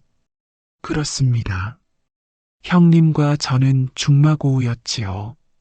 비록 둘 다 과거에는 급제하지 못했지만 평생 벗으로 지냈사옵니다. 노달의 얼굴에 그리움의 빛이 스쳤다. 형님께서 갑자기 돌아가셔서 참으로 안타까웠습니다. 그때 제가 다른 고을에 있어 장례식에도 참석하지 못해 죄송했나이다. 괜찮습니다. 서방께서도 노달 서방을 늘 그리워하셨으니까요. 두 사람은 잠시 조용히 서 있었다. 그러다가 노달이 주위를 살피더니 목소리를 낮춰 말했다. 사실 형님께서 돌아가시기 전날 저에게 하나 맡기신 것이 있소이다. 맡기신 것이요? 네, 문서 하나를 맡기셨소. 그런데 그 문서에는 황해촌 뒷산터에 대한 놀라운 비밀이 담겨 있다 하셨소. 유리마님의 가슴이 뛰기 시작했다. 혹시 어젯밤 꿈과 관련이 있는 것은 아닐까? 어떤 문서인가요? 지금 여기서는 말씀드리기 어렵고 사람들이 너무 많으니까요. 만약 마님께서 원하신다면 오늘 밤 제 집으로 오시옵소서. 그 문서를 보여드리겠소. 노달이 조심스럽게 말했다. 그의 표정에는 무언가 심각한 일이 있다는 것이 역력했다. 그런데 혹시 위험한 일은 아닌가요? 글쎄요, 확실한 것은 말씀드릴 수 없으나 형님께서 마지막에 매우 걱정스러워 하셨사옵니다. 마치 무언가 두려워하는 것 같기도 했고요. 유리마님은 머릿속이 복잡해졌다. 며칠째 계속되는 이상한 꿈과 이제 나타난 노달의 말이 우연의 일치일 리는 없을 것 같았다. 알겠습니다. 오늘 밤에 서방댁을 찾아뵙겠나이다. 고맙습니다. 그럼 해가 완전히 진 후에 오시옵소서. 제 집은 황해촌 동쪽 끝자락에 있는 초가집입니다. 앞에 큰 느티나무가 있어 쉽게 찾으실 수 있을 것이옵니다. 그때였다. 갑자기 말발굽 소리가 요란하게 들리더니 젊은 양반 하나가 말을 타고 나타났다. 비단 도포에 금관을 쓴 것으로 보아 제법 신분이 높은 자 같았다. 말도 좋은 말이었고 뒤따라오는 하인들도 여러 명이었다. 장터의 사람들이 모두 길을 비켜주었고 상인들은 공손히 인사를 올렸다. 노달아. 그 양반이 큰 소리로 노달을 불렀다. 노달의 얼굴이 순간 굳어지며 겁에 질린 표정이 되었다. 이도영 도련님. 오, 여기 있었구나. 한참 찾았다. 이도영이라 불린 젊은 양반이 말에서 내려 노달에게 다가왔다. 그는 20대 후반 정도로 보였는데 준수한 외모였지만 눈빛에는 오만하고 탐욕스러운 빛이 번뜩였다. 도련님께서는 무슨 일로? 그 문서 내가 갖고 있구나? 이도영이 노달의 가슴팍을 툭툭 치며 말했다. 노달은 움찔하며 뒤로 물러섰다. 무슨 문서 말씀이신지. 시침이 떼지 마라. 4번 영수가 죽기 전에 감춘 그 문서 말이다. 뒷산묘터에 관한. 이도영의 시선이 갑자기 유리마님에게로 향했다. 그리고는 위아래로 훑어보더니 음흉한 미소를 지었다. 오호, 이분이 그 영수의 아내로군. 참으로 아름다우시다. 소문으로만 듣던 황해촌의 정절 부인이시군. 유리마님은 불쾌한 기분이 들었다. 이도영의 시선이 너무나 불순했기 때문이다. 그런데 과부로 혼자 지내기엔 너무 아까운 미모이니 어떤가 우리 집 첩으로 들어올 생각은 없는가? 현감의 아들이니 부족함은 없을 것이다. 유리마님의 얼굴이 창백해졌다. 이런 모욕적인 제안을 받은 것은 처음이었다. 도련님, 함부로 말씀하시면 안 됩니다.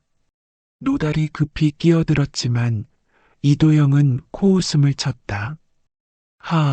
내 놈이 나서서 뭘 한다고? 내가 누군지나 알고 있는 거냐? 하지만 이건 너무 뭐?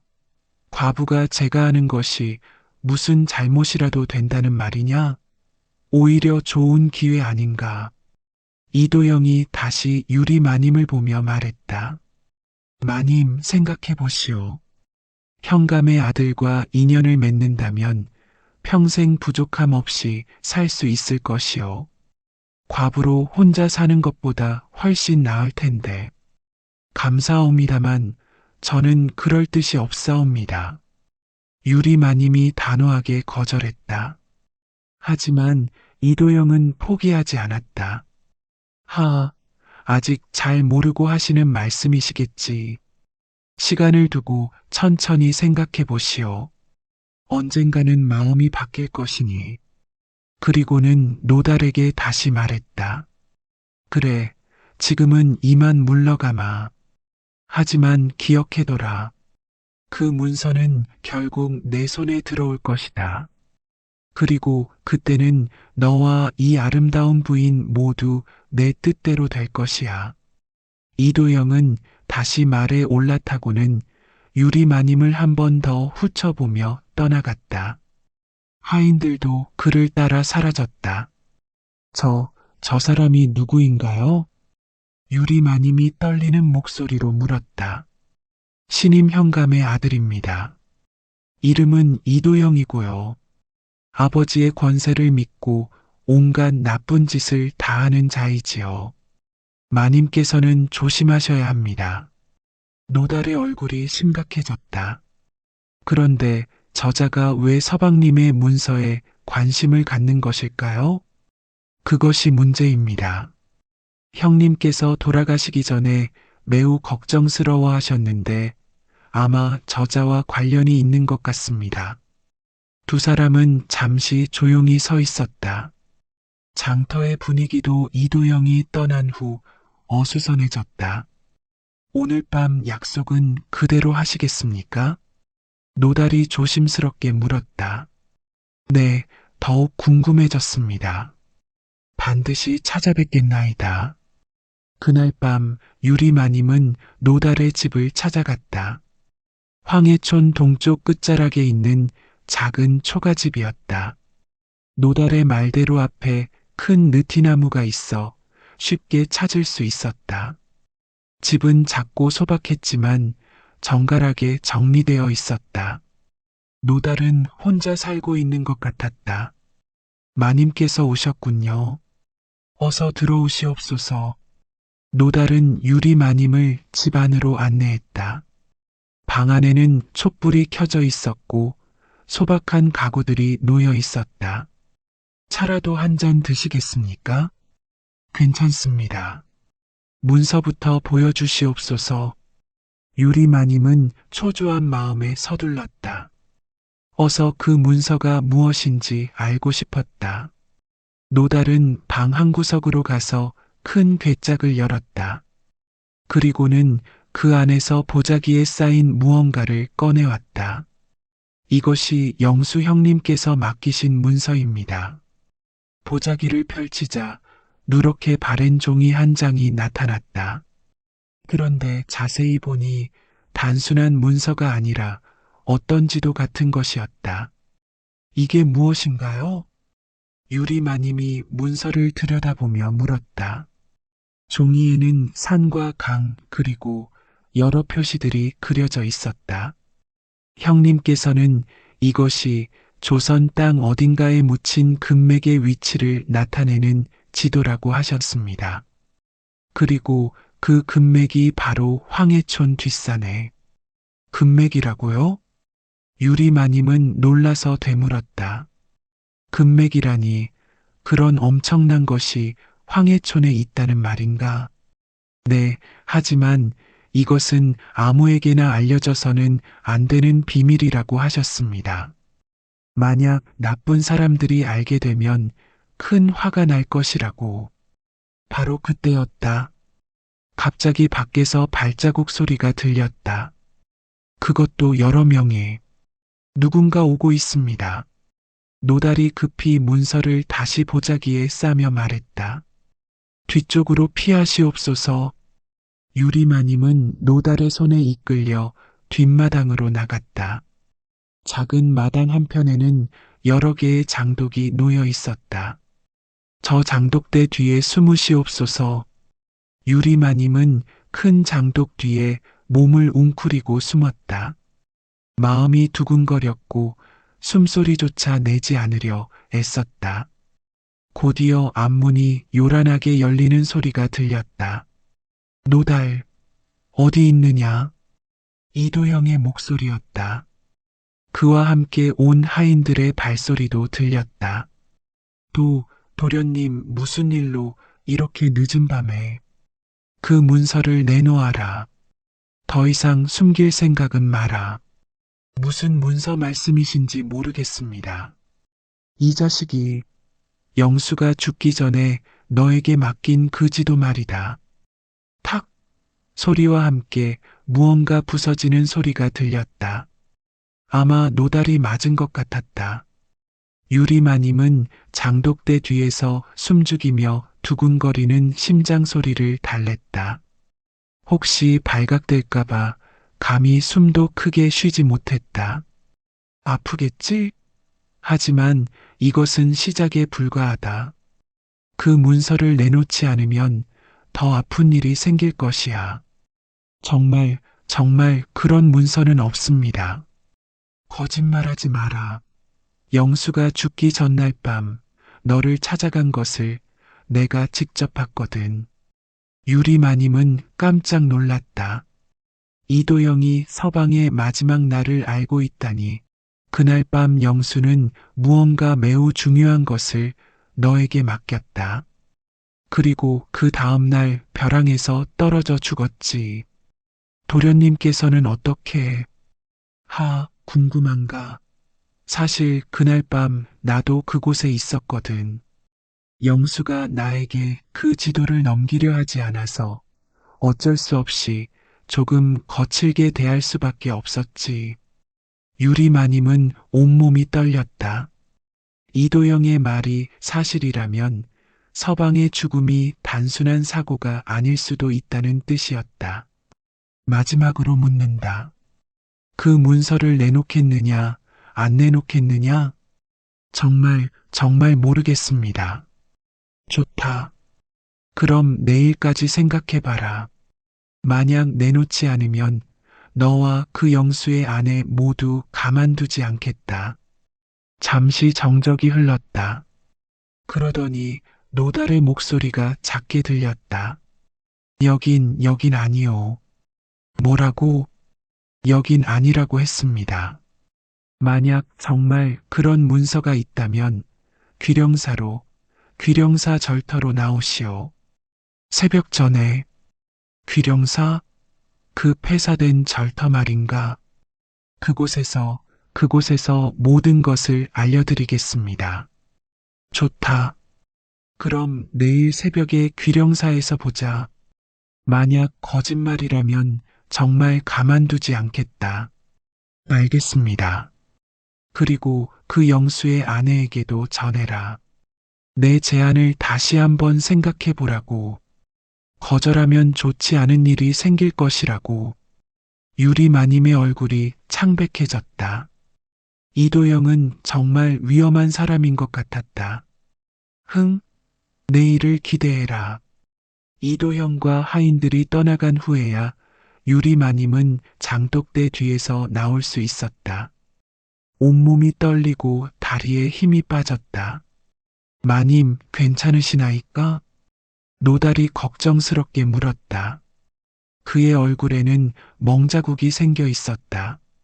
서방님께서 정말로. 유리마님은 말을 잇지 못했다. 서방의 죽음에 이도영이 관련되어 있을 수도 있다는 생각에 머릿속이 혼란스러웠다. 이틀 후 새벽 유리마님은 노달과 함께 귀령사 절터를 찾았다. 서방이 꿈에서 말했던 바로 그곳이었다. 밤이 깊어 사방이 어둡고 고요했다. 달빛만이 희미하게 길을 비춰주었다. 두 사람은 조심스럽게 절터로 향했다. 귀령사는 이미 반쯤 허물어져서 기와가 여기저기 떨어져 있었고 절 뒤편의 종각도 기울어져 있었다. 그런데 이상하게도 종은 아직 그대로 남아 있었다. 여기가 그 절터로군요. 유리마님이 주위를 둘러보며 말했다. 황폐한 모습이었지만 과거에는 제법 큰 절이었던 것 같았다.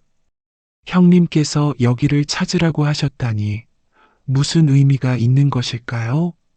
노달도 의아해하며 절터를 둘러봤다. 일단 문서부터 다시 살펴봅시다. 두 사람은 법당 터 앞에 앉아 문서를 펼쳤다. 달빛이 흐릿하게 비치는 가운데 지도의 세부 사항들이 조금씩 보이기 시작했다. 이 지도를 보니 분명 이 절터 어딘가에 금맥이 있다는 것 같습니다. 노달이 손가락으로 지도의 한 부분을 가리켰다. 절터의 모양과 주변 산의 모습이 지도와 일치했다. 정말 이곳에 금맥이 있다는 말인가요? 형님께서는 확신에 차서 말씀하셨습니다. 그리고 이것은 조선 개국 초기부터 전해 내려온 비밀이라고도 하셨고요. 유리마님은 놀라웠다. 이런 평범한 시골 마을에 그런 엄청난 비밀이 숨겨져 있다니. 그런데 서방님께서는 어떻게 이런 것을 알게 되셨을까요? 형님의 할아버지께서 물려주신 것이라고 하셨습니다. 대대로 내려온 가문의 비밀이라고요. 바로 그때였다. 갑자기 절터 뒤쪽에서 발자국 소리가 들렸다. 두 사람이 깜짝 놀라 뒤를 돌아보니 어둠 속에서 여러 명의 그림자가 나타나고 있었다. 역시 여기 있었군. 뒤에서 갑자기 목소리가 들렸다. 두 사람이 돌아보니 이도영이 몇 명의 부하들과 함께 나타나 있었다. 도련님, 어떻게? 너희가 귀령사로 간다는 말을 들었거든. 그래서 미리 기다리고 있었지. 이도영이 음흉하게 웃으며 다가왔다. 그의 뒤에는 대여섯 명의 건장한 사내들이 따라오고 있었다. 그것을 이제 내게 내놓아라. 이도영이 손을 내밀며 말했다. 그건 단순한 땅 문서가 아니지. 조선 금맥의 비밀이 담긴 지도다. 유리마님의 얼굴이 창백해졌다. 정말 서방이 그런 엄청난 비밀을 알고 있었던 것일까? 영수 그놈이 이 비밀을 알고 있으면서 혼자 차지하려 했던 거야. 하지만 이제 그 비밀은 내 것이다. 도련님께서는 어떻게 이런 것을 아시게 되었나이까? 노달이 떨리는 목소리로 물었다. 그것도 궁금한가? 사실 나는 오래전부터 이 지역의 금맥에 대한 소문을 들어왔거든. 그러던 중 영수가 그 비밀을 알고 있다는 것을 알게 됐지. 이도영의 얼굴에 탐욕스러운 미소가 떠올랐다. 조선 팔도를 통틀어서도 이만한 금맥은 드물다고 하더군. 만약 이것을 차지한다면 나는 조선에서 가장 부유한 사람이 될 것이야. 그래서 서방님을. 유리마님이 떨리는 목소리로 말했다. 영수가 순순히 넘겨줬다면 죽지 않았을 텐데. 하지만 그놈은 끝까지 거부했지. 어쩔 수 없이 조금 거칠게 대할 수밖에 없었어. 이도영이 부하들에게 눈짓을 하자 그들이 일제히 노달과 유리마님을 애워쌌다. 이제 그 지도를 내놓아라. 그러면 목숨은 살려주겠다. 안 됩니다. 이것은 형님께서 목숨을 걸고 지키려 했던 것입니다. 노달이 문서를 품에 품으며 거부했다. 그렇다면 어쩔 수 없지. 이도영이 냉정하게 말하며 손짓했다. 부하들이 무기를 뽑아들기 시작했다. 바로 그때였다. 갑자기 귀령사의 종이 웅장하게 울리기 시작했다. 당, 당, 당. 깊은 밤 고요함을 깨뜨리는 종소리가 산 전체에 울려 퍼졌다. 모든 사람들이 깜짝 놀라 종각을 쳐다봤다. 분명 아무도 종을 치지 않았는데 저절로 울리고 있었다. 뭐야? 종이 왜? 이도영의 부하들이 당황해하며 서로를 쳐다봤다. 으스스한 기분이 들어 몸을 떨었다. 도련님, 이상합니다. 아무도 종을 치지 않았는데 바람에 흔들린 것이겠지. 겁먹지 마라. 이도영이 호통을 쳤지만 그의 목소리에도 떨림이 섞여 있었다. 그런데 바로 그때 절터 입구에서 환한 횃불들이 나타나기 시작했다. 그리고 그 빛 속에서 갑옷을 입은 광군들의 모습이 드러났다. 광군이다. 모두 꼼짝 마라.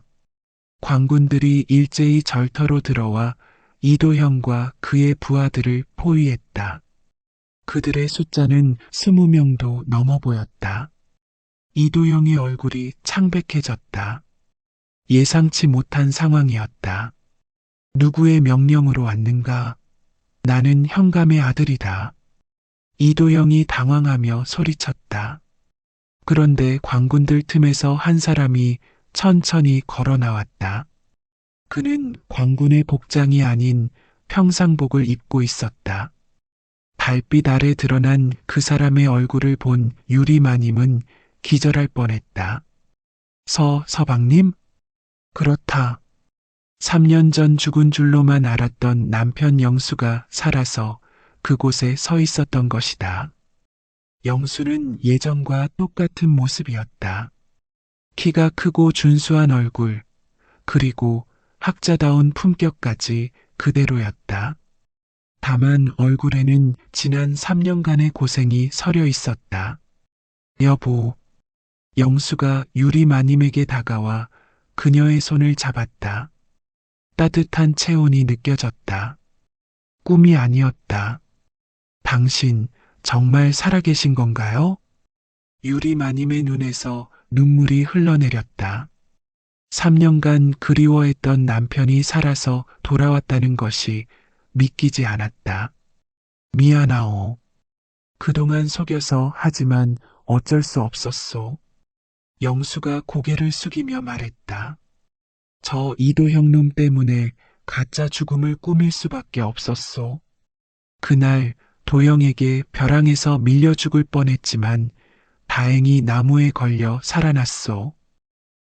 뭐라고? 영수가 살아있다고? 이도영이 믿을 수 없다는 표정으로 소리쳤다. 그래, 내가 나를 죽이려 했지만 실패했다. 그리고 이 3년간 내 악행의 증거를 모아왔다.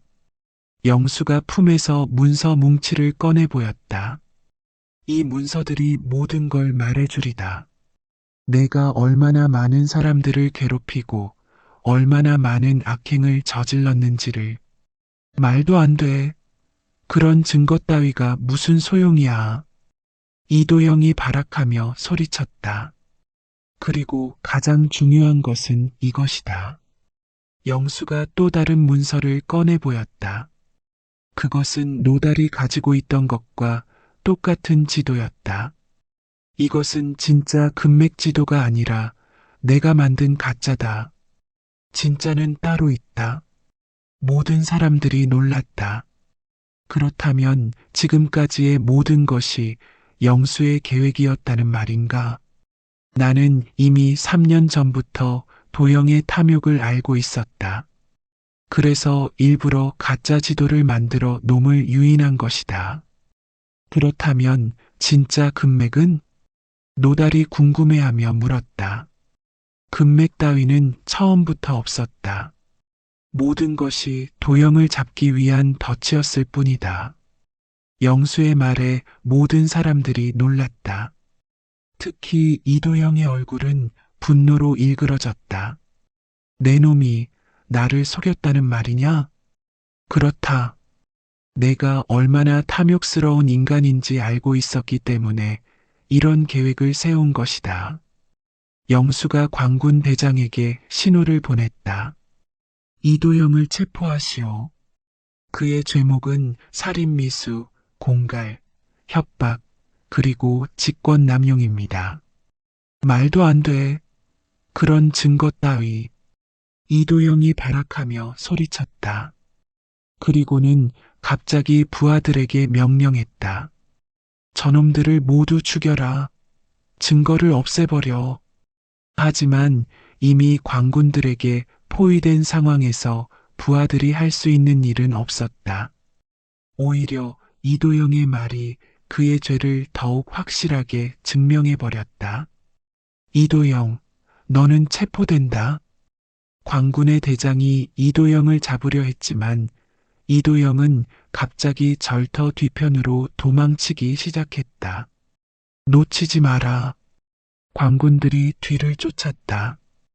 이도영은 필사적으로 도망쳤다. 그는 절터 뒤편의 낡은 건물 안으로 뛰어들어갔다. 그곳은 과거 스님들이 귀중품을 보관하던 지하 창고로 이어지는 곳이었다. 이도영은 아직도 어딘가에 금괴가 숨겨져 있을 것이라는 망상에 사로잡혀 있었다. 여기 어딘가에 금괴가 있을 거야. 분명히. 이도영이 미친 듯이 바닥을 파헤치기 시작했다. 욕심에 눈이 먼 그는 이미 정상적인 판단력을 잃은 상태였다. 도련님, 위험합니다. 거기는 오래된 곳이라. 하인 중 하나가 걱정스럽게 말했지만 이도영은 듣지 않았다. 금괴가 있다? 분명히 있어. 영수가 거짓말을 했을 리 없어. 그런데 바로 그때였다. 우르르 갑자기 땅이 꺼지기 시작했다. 오래된 지하 창고의 천장이 이도영의 무게를 견디지 못하고 무너진 것이다. 아! 이도영의 비명소리와 함께 그는 지하로 떨어져 갔다. 쏟아진 흙과 돌들이 그를 덮었다. 도련님! 하인들이 급히 달려갔지만 이미 너무 많은 흙이 쏟아져 내려 어쩔 수 없었다. 광군들도 급히 구조하려 했지만 쉽지 않았다. 결국 이도영은 자신의 탐욕 때문에 생매장되고 만 것이다. 탐욕의 끝은 결국 자멸이로구나. 영수가 안타까운 표정으로 중얼거렸다. 며칠간의 구조 작업 끝에 이도영의 시신이 발견되었지만 이미 숨이 끊어진 후였다. 그는 자신이 그토록 찾던 금맥을 찾지 못한 채 죽음을 맞았다. 현감은 아들의 죄를 뉘우치며 관직을 버리고 산으로 들어가 속죄의 길을 택했다. 그리고 이도영의 하인들은 모두 유배형에 처해졌다. 사건이 모두 끝난 후 유리마님과 영수는 황해촌을 떠나 새로운 고을에서 조용히 살아가기 시작했다. 3년간의 분리는 오히려 그들의 사랑을 더욱 깊게 만들었다. 노달은 친구를 되찾은 기쁨과 함께 그동안의 고생을 보상받았다. 영수는 노달에게 밭과 집을 마련해 주어 편히 살 수 있게 해주었다. 형님, 정말 고생 많으셨습니다. 3년간 어떻게 지내셨나이까? 노달이 영수에게 물었다. 산속에 숨어 지내며 도영의 행적을 조사했소. 그리고 광군들과 함께 계획을 세웠지. 정말 위험한 일이었겠군요. 그래도 결국 모든 것이 잘 해결되었으니 다행이요. 영수와 유리마님은 새로운 곳에서 농사를 지으며 평범하고 행복한 생활을 시작했다. 그들에게는 이제 권력도 재물도 필요 없었다.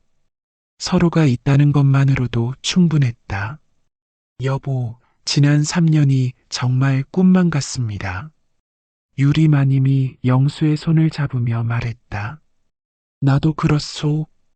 당신을 잃을 뻔했을 때의 고통을 생각하면 이제는 절대 떨어지지 않겠소. 네, 이제는 정말로 함께 늙어가겠나이다. 두 사람은 서로를 바라보며 미소를 지었다. 긴 시련의 끝에서 찾은 진정한 행복이었다. 황해촌 사람들은 진실이 밝혀진 것에 안도의 한숨을 내쉬었다. 이도영의 압제에서 벗어날 수 있었기 때문이다. 그들은 모두 유리마님과 영수의 행복을 진심으로 축복했다. 그리고 그 후로도 가끔씩 귀령사의 종소리가 울렸다고 한다. 사람들은 그것이 단순한 바람소리가 아니라 진실을 알리고 악을 경고하는 종소리라고 믿었다. 어떤 날은 맑고 환한 날에도 종소리가 들렸고 어떤 날은 비가 오는 날에도 들렸다. 하지만 그 종소리를 들으면 사람들의 마음은 평안해졌다고 한다. 특히 잘못된 일을 꾸미는 사람들에게는 그 종소리가 경고의 메시지로 들렸다고 한다.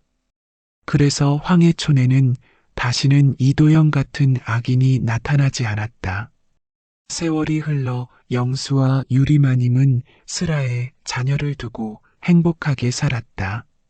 그들의 아들은 아버지처럼 학문을 좋아했고 딸은 어머니처럼 현숙했다. 노달도 좋은 여인을 만나 늦은 나이에 결혼하여 행복한 가정을 꾸렸다. 세 사람은 평생 깊은 우정을 나누며 살았다.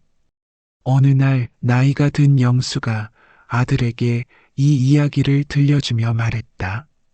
아들아, 이 세상에는 돈과 권력보다 소중한 것들이 있다. 그것은 바로 사랑과 신뢰, 그리고 정의로움이지. 네, 아버지. 그런데 정말 금맥은 없었던 건가요? 금맥이야 어디 있겠느냐. 하지만 진정한 보물은 따로 있었지. 그것은 바로 너의 어머니와의 사랑이었다. 영수가 유리마님을 바라보며 미소를 지었다. 유리마님도 부끄러워하며 고개를 숙였다. 그리고 기억해라. 탐욕의 눈먼 자는 결국 스스로를 파멸로 이끈다는 것을. 이도영이 바로 그 예이다. 네, 명심하겠습니다. 그 후로도 귀령사의 종소리는 계속 울렸다. 마을 사람들은 그 소리를 들을 때마다 영수와 유리마님의 이야기를 떠올렸다. 그리고 진실은 언제나 승리한다는 것을, 사랑은 모든 것을 이겨낸다는 것을 다시 한번 확신했다. 어둠은 언제나 빛에 의해 물러가고 거짓은 결국 진실 앞에 무릎을 꿇는 법이니라. 탐욕은 스스로를 파멸로 이끌고 진정한 사랑은 모든 시련을 극복한다. 이것이 바로 하늘의 이치요, 세상의 도리인 것이다. 그리고 지금도 어딘가에서는 귀령사의 종소리가 울리고 있을 것이다. 악한 마음을 품은 자들에게는 경고로, 선한 마음을 가진 자들에게는 위로로 들리는 그 신비한 종소리가, 이 이야기는 탐욕의 눈먼 자의 말로와 진실한 사랑의 승리를 그린 야담이다. 세상에는 돈과 권력보다 소중한 것들이 있으며 악행은 반드시 그에 상응하는 대가를 치르게 된다는 교훈을 담고 있다. 또한 진정한 사랑은 어떤 시련도 극복할 수 있다는 희망의 메시지를 전하고 있다. 이처럼 우리의 옛 조상들이 전해준 지혜는 오늘날에도 여전히 유효한 삶의 지침이 되고 있는 것이다.